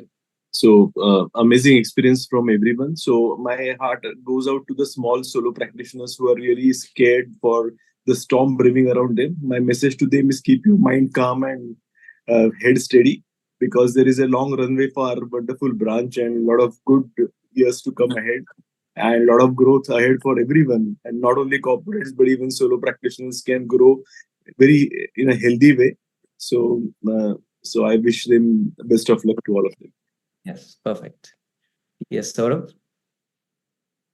Yeah, I think don't try to do something because Dr. X, Y, or Z has done something. You need not even try to grow in your practice. Just chill and enjoy your practice. There is no need to follow someone else, because they are doing something. So don't have that fear of missing out on something. I think that is the main thing. Whatever you are good at, you try to do that maximum. Perfect, perfect. Very Dr. true. Rajan, sir. Wonderful session. And I think Saurav said, I think everybody has, it's like 5 fingers are not same, 5 directions are not same. And the only thing is don't believe luck. As Anaga said, Swami Vivekananda says, create your own destiny with your own hands. And I think as the tip of the iceberg, like there are a lot of failures I have, which I think everybody, it's all open. But I think to reach the success, you'll have failure. I mean, it's like climbing Mount Everest. So what? I think Tenzing said, to the Mount Everest, you can't grow, but I will come and conquer. But I think question here is, what do you want? You can. Today read about that Billie Jean King in 70s. She fought for discrimination and she fought for Wimbledon. Why only men single should get more money than women single? And now we are in the era of equality, and actually we are minority now in ophthalmology. I think women are out. So I think all of us have a potential. And I am, according to me, that our Prime Minister spoke in Poland and Ukraine, no? What is that Sanskrit one? Zelensky. Huh? No, not the president. No, he spoke about our Sanskrit, which says the whole world is happy. No, that's the Indian philosophy. He said that. He went and said about the Vasudhaiva Kutumbakam. Vasudhaiva Kutumbakam. That's what I think we all have to do. And as an ophthalmologist, there's no point in telling he's doing this. And whatever I do, I think somebody may not do. And whatever Vardhman is doing, I may not do. So I think instead of worrying about it and then finding something, oh, he's doing, I should do. I think you should find your own path. Like Emerson said, you make a path which you go. And that's what I did, I think. And even now I keep doing. And I'm enjoying it. Every time you don't know where is there. That's what everybody says. If you know that everything you know what will happen tomorrow, there's no thrill. So there's no ikigai. So you have the ikigai. Every day you have to get up and say, hey, I have to do this. So Saturday, Sunday, I have a busy schedule, which is nothing to do with ophthalmology. But I do. But I'm happy. There's no time for me. And every night I'll sleep very well. That's what I think everybody should do. Spend more time in air than he has Saumil spent had on so land. many arguments on this, along with another Marwadi, Gujarati, and Marwadi is Dr. Sharma, and he'll remember all the discussions. So this is what we have all the time discussion. And somehow things happen, because when you want thing that Paul Coelho said, she said it in Hindi in her slide, everything will come in a line. The whole universe will conspire to get it. And that's what is happening to me. Because I didn't calculate, I didn't do. I remember submitting a balance sheet or whatever project report, which was just whatever that chartered accountant 89 made. Nothing happened because everything was different. He asked me how many ultrasound I'll do. I said some number. How many surgery you'll do? I said some number. But I did more. But what I'm saying is, I didn't have any idea. But touch wood, whatever I wanted and I got it. Thank God for that. And I think person you enjoy working, and as you said, enjoy the path, whatever it is. Applying a loan, I know somebody went and told, and the bank manager insulted me. Anyway, I fought with him, but it doesn't matter. I think it's a good lesson. And I think if one bank, it happened, one bank and wrote a negative letter for me. Another bank gave me a loan. So that I think every loan I've returned. So I'm a loan-free man now. And I'm happy. After 35 years, I'm loan-free. But I never, Shivanandan asked, how the hell you can sleep with the loan? But I said, what is the problem? I'm paying capital and interest. True, sir. I think Along all with minus, Nvidia, I'm happy. So I never understood, sir, Santosh. Even now, I don't know. But they will daily to me, I also have a look and keep it quiet. I'm fortunate, I think. So whatever the chartered accountants did for me. And I lost a lot of money also in my personal life. That's okay. I think I only we have to conclude, sir. I think so. Yeah. So yes, so I think we will go to the official vote of thanks. But just before that, to announcement. Number one is that we are coming up with first of its kind webinar for our support staff. This was very important. Dr. Agrawal sir is very passionate about it, and this is going to be in our Marathi language. There will be modules for every person, including your telecaller, reception, OPD team, IPD team, OT team, consulars, insurance. So there will be in Marathi talks modules in which there will be masterclass talk followed by a discussion for 1 hour. And this will be on the 8th of September. So everybody please mark that date. That is very, very important for us. It will be pan India. I think everybody should, all the clinicians should tell their staff to attend that. Absolutely. So we'll roll out the information very soon, maybe in next 3 to 4 days for them to register, as Sir has said. So that is number one. Number two is that especially for the medium scale small town practitioners, we are coming up with a new webinar that is going to help them to understand how to grow their practice in the smaller or the tier 2 cities. That will be probably in the next month. And we are going to have series of webinars for our legends. So one is going to be legendary teachers of MOS, the women legends of MOS, and the legendary legendary teachers and women legends of MOS, and the public legends of MOS, which is recently inducted Dr. Kalge sir, who won the election for MP along with Dr. Mahatme sir. So I think we look forward to see all of you for that. And of course for MOSCON, that is going to happen. I think all the preparations are at great swing, and we'll be releasing the video for the let's say showcase and the program also very, very soon. So we look forward to see each and every one of you. So I think now we can go to Dr. Aditi. Yes, sir, you want to say something? Nothing. I said I was about to say good night. Thank you. Yes. So Aditi, we want Aditi's views also. Oh, yes, yes. Her views and the vote of thanks. As somebody who is actually, as somebody who is actually like kind of starting the exponential growth phase at this phase, like what I learned from all the seniors and legends is you just fix your priorities in your life, which will again fix your priorities in your practice, and eventually just do whatever you enjoy, give your 100% in that, and delegate whatever you do not enjoy. It can be administration or it can be something clinical.